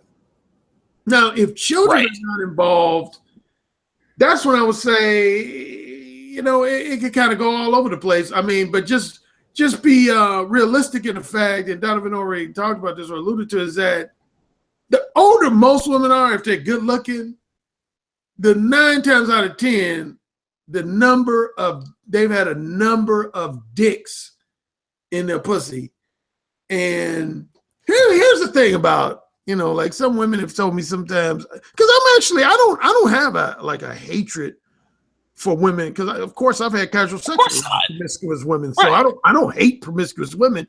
But here's the deal when it comes to relationships, is that, let's say a woman has fucked 19 guys before she met you, and you are guy number 20. So you're the 20th dick to her pussy.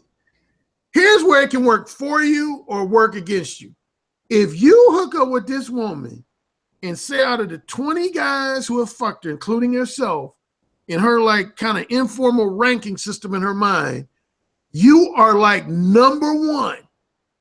No lower than, say, maybe number 2, and you're good to go. You don't have to worry about her past, because you have now topped all the previous lovers in her life. She's not still thinking about anybody. She's not going to be reminiscing on fond memories. But let's say on the flip side, you meet this woman and you're her 20th lover, and after X number of times of fucking her, she kind of places you in the number 17 spot. Then what that means is, whoever is her number 1 previous lover, she's going to be thinking about that guy quite a bit. She's going to be missing that guy. She's going to be like, damn, Donovan Sharpe is my number 1 lover, and he used to fuck the shit out of me. Well, shit, Alan, listen, man, like, that's what all the bitches say anyway. So shit, I'm number 1 on a lot of fucking lists. You hook up with a woman after Donovan, and Donovan is her number 1, then trust me, whenever you go out of town for 2 weeks or whenever you're not around, she gonna be emailing Donovan like, "What you doing? What's up, Donovan? How you doing? I was wondering if we can meet for lunch." And then Right. meet at Subway, and he's gonna have us sucking his dick in his car and shit.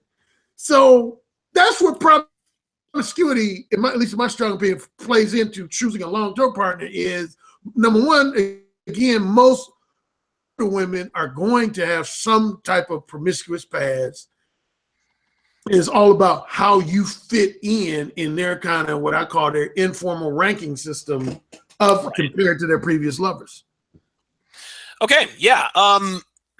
Those are excellent points, and to sort of add to your point about slutty women, this is why slutty women don't make good long-term relationship options, because it's just like Alan said, and he used a minimal example. If she slept with 19 men, she's going to put, whether she realizes it or not, a woman is going to place your rank among those 19 men.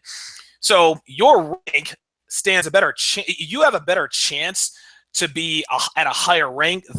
So the less men a woman sleeps with, the less dicks have penetrated her, the more of a chance you have to be at the top. And listen, if you're the best dude who has ever fucked a woman, yeah, there's a better than average chance that she's going to stick around.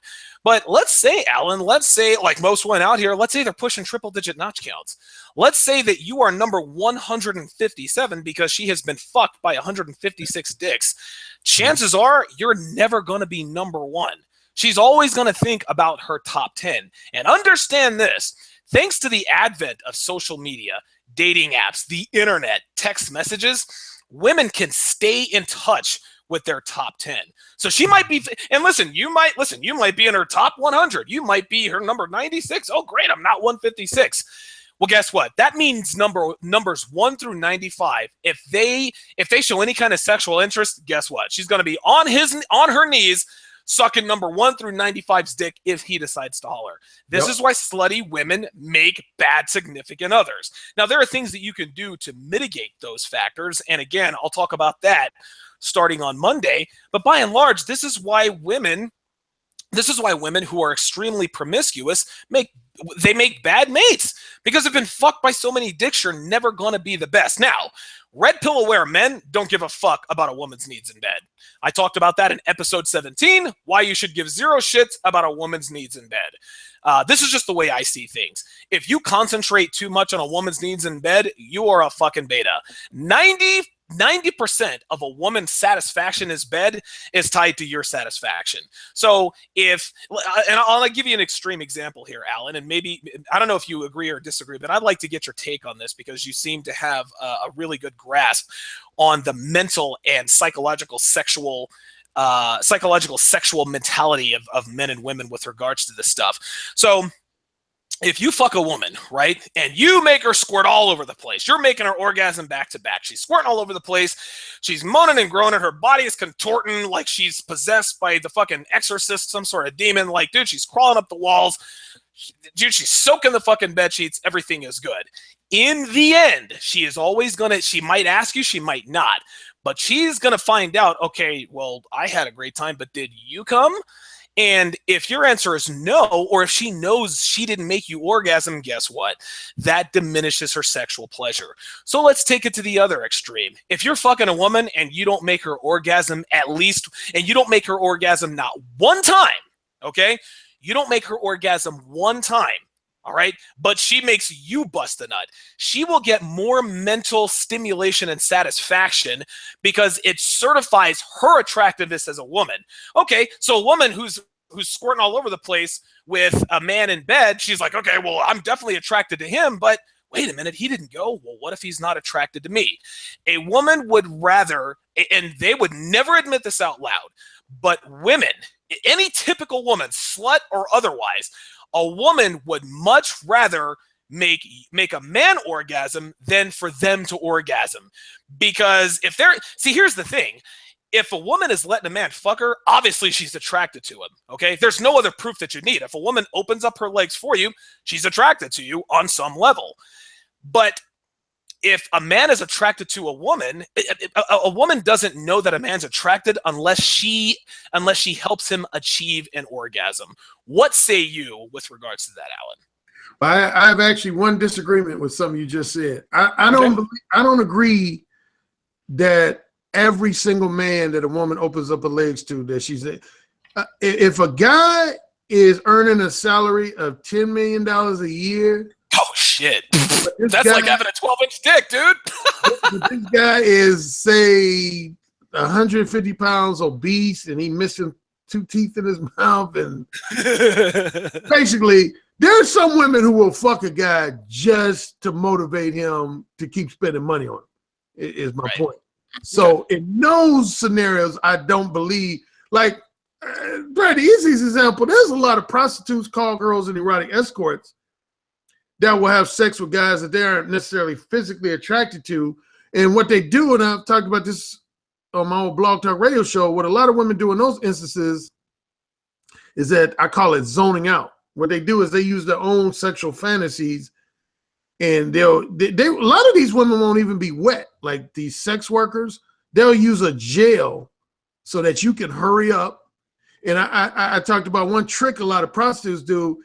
If you want a prostitute, call girl, or erotic escort, and she tries to basically give you a hand job before you enter into her pussy, that means that she's just really not attracted to you at all. And she's hoping that she could get you off just by jerking you off than by having you in her pussy. But anyway, that aside, yeah, women, dude, I cannot tell you how many women that have become insecure in my presence, not only if I didn't come, but if it took me a long time. Oh, yeah. Like I've been with women and say it took me like, I don't know, 45 minutes to come for the first time. They'd be like, Ellen, what did I do? What's wrong? Yeah, right.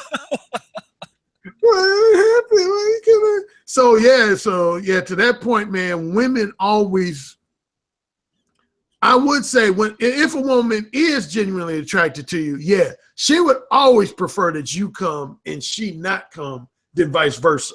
Because like Donovan said, yeah, if you don't come, a woman who's attracted to you takes that as an indictment that something is wrong with them physically, that sex appeal is diminished, something's wrong with them, and that makes them feel very insecure.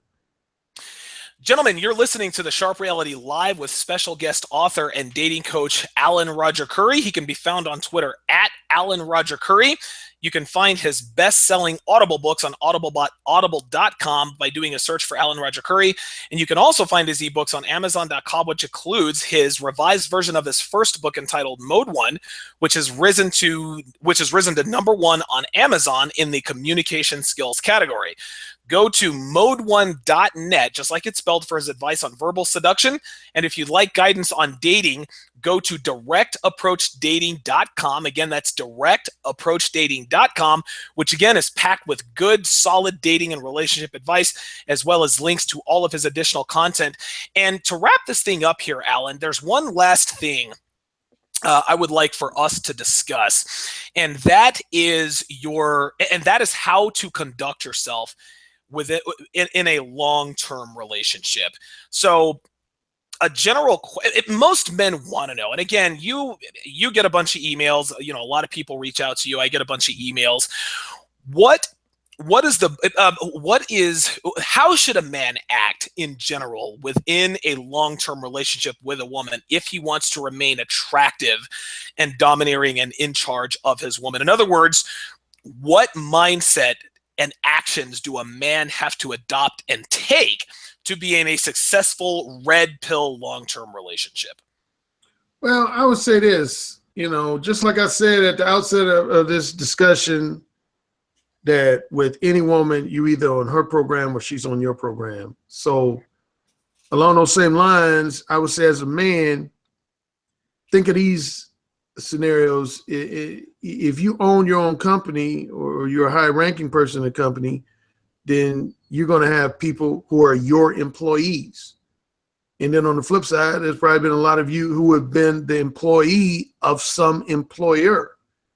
Now, obviously, when you think about your own experiences and you observe in other people's experiences, the employer or the supervisor tends to act much different than the employee.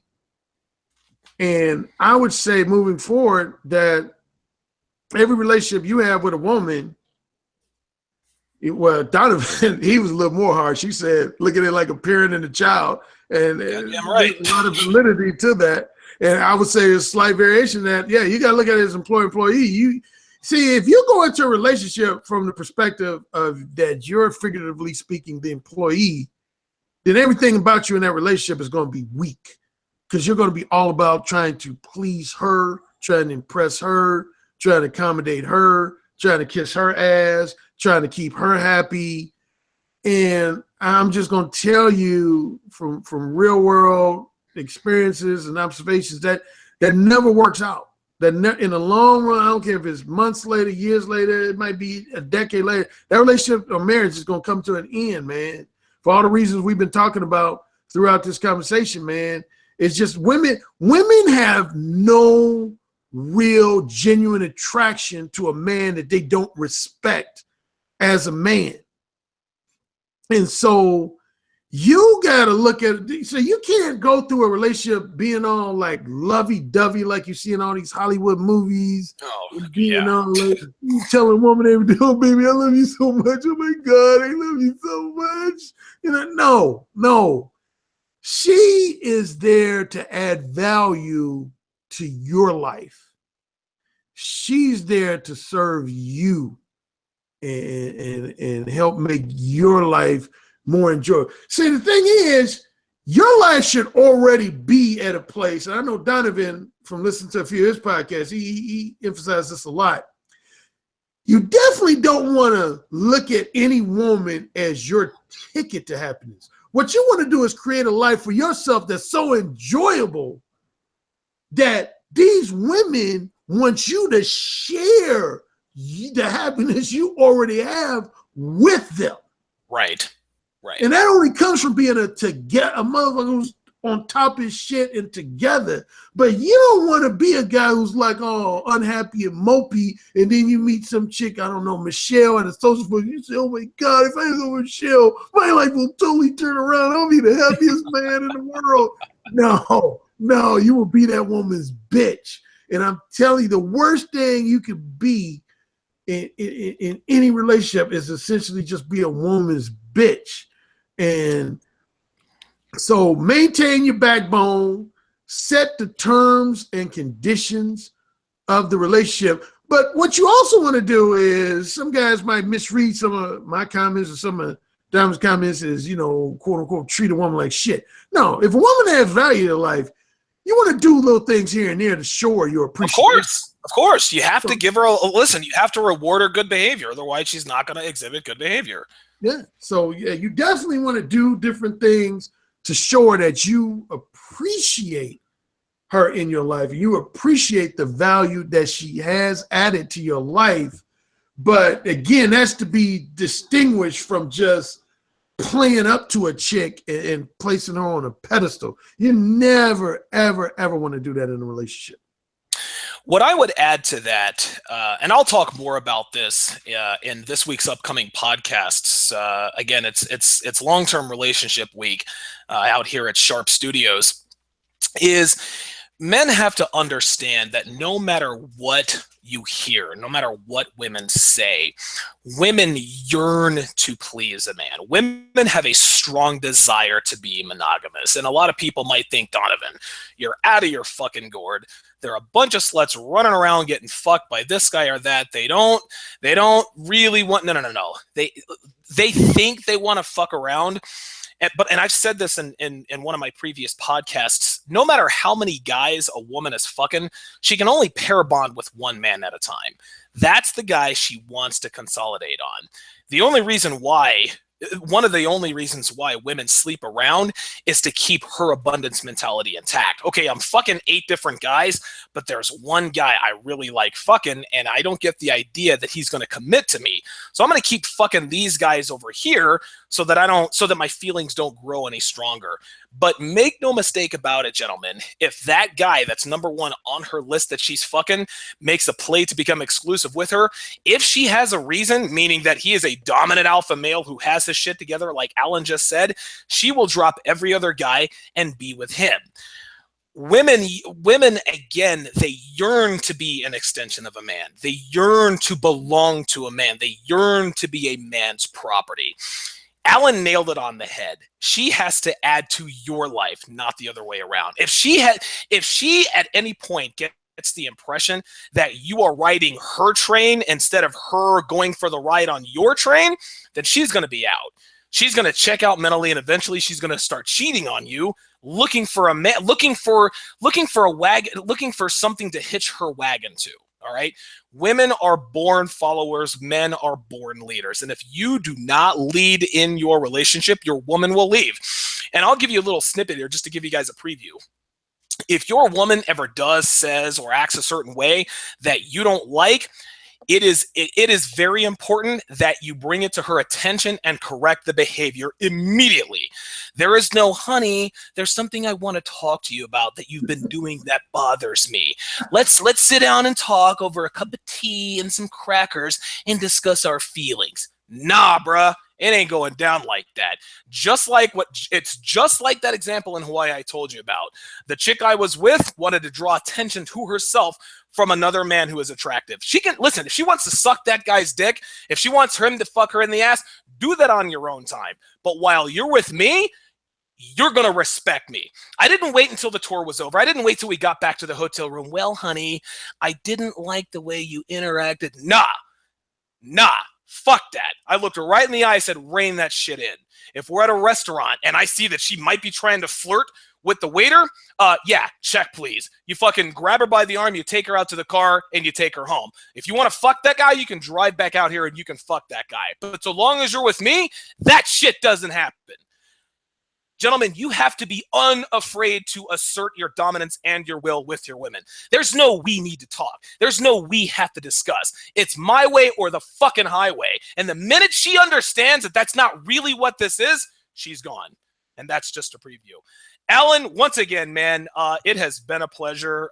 You never cease to bring the rock solid knowledge, man. I learned so much from you when I do podcasts with you, when I listen to you with Obsidian.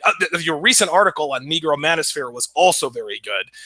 So I definitely appreciate you taking the time out of your busy schedule to come on and grace our listeners with your knowledge, man. I appreciate it. Well, thank you again for having me a second time. I've thoroughly enjoyed this discussion. And yeah, man, I love chopping it up with you because, you know your shit. And I know from my own experiences that the stuff you say is real world red pill shit and not just you talking out your ass. And so I just appreciate you having me on again to chop it up with you. And yeah, continued success to you. Absolutely. That concludes this edition of TSR Live. Again, guys, Alan Roger Currie can be found on Twitter at Alan Roger Currie. You can also find his best-selling audiobooks on audible.com by doing a search for Alan Roger Currie. You can also find his ebooks on amazon.com. Again, the book entitled Mode 1 has risen to #1 on Amazon in the communication skills category. If you want other content from Alan Roger Currie, go to mode1.net for his advice on verbal seduction. And if you want a little bit of long-term relationship game advice on dating and relationships, go to directapproachdating.com. Monday's podcast, gentlemen, will be part 1 of a 2-part podcast episode series on how to groom a woman to be your main chick. So be sure to tune in for that. You can find me on Twitter at Donovan_Sharpe. You can also go to thesharpereality.com for additional content, which includes previous podcast episodes, my articles on Return of Kings, and much, much more. Thank you again, Alan. Thank you to my listeners, and we will talk to you guys next time.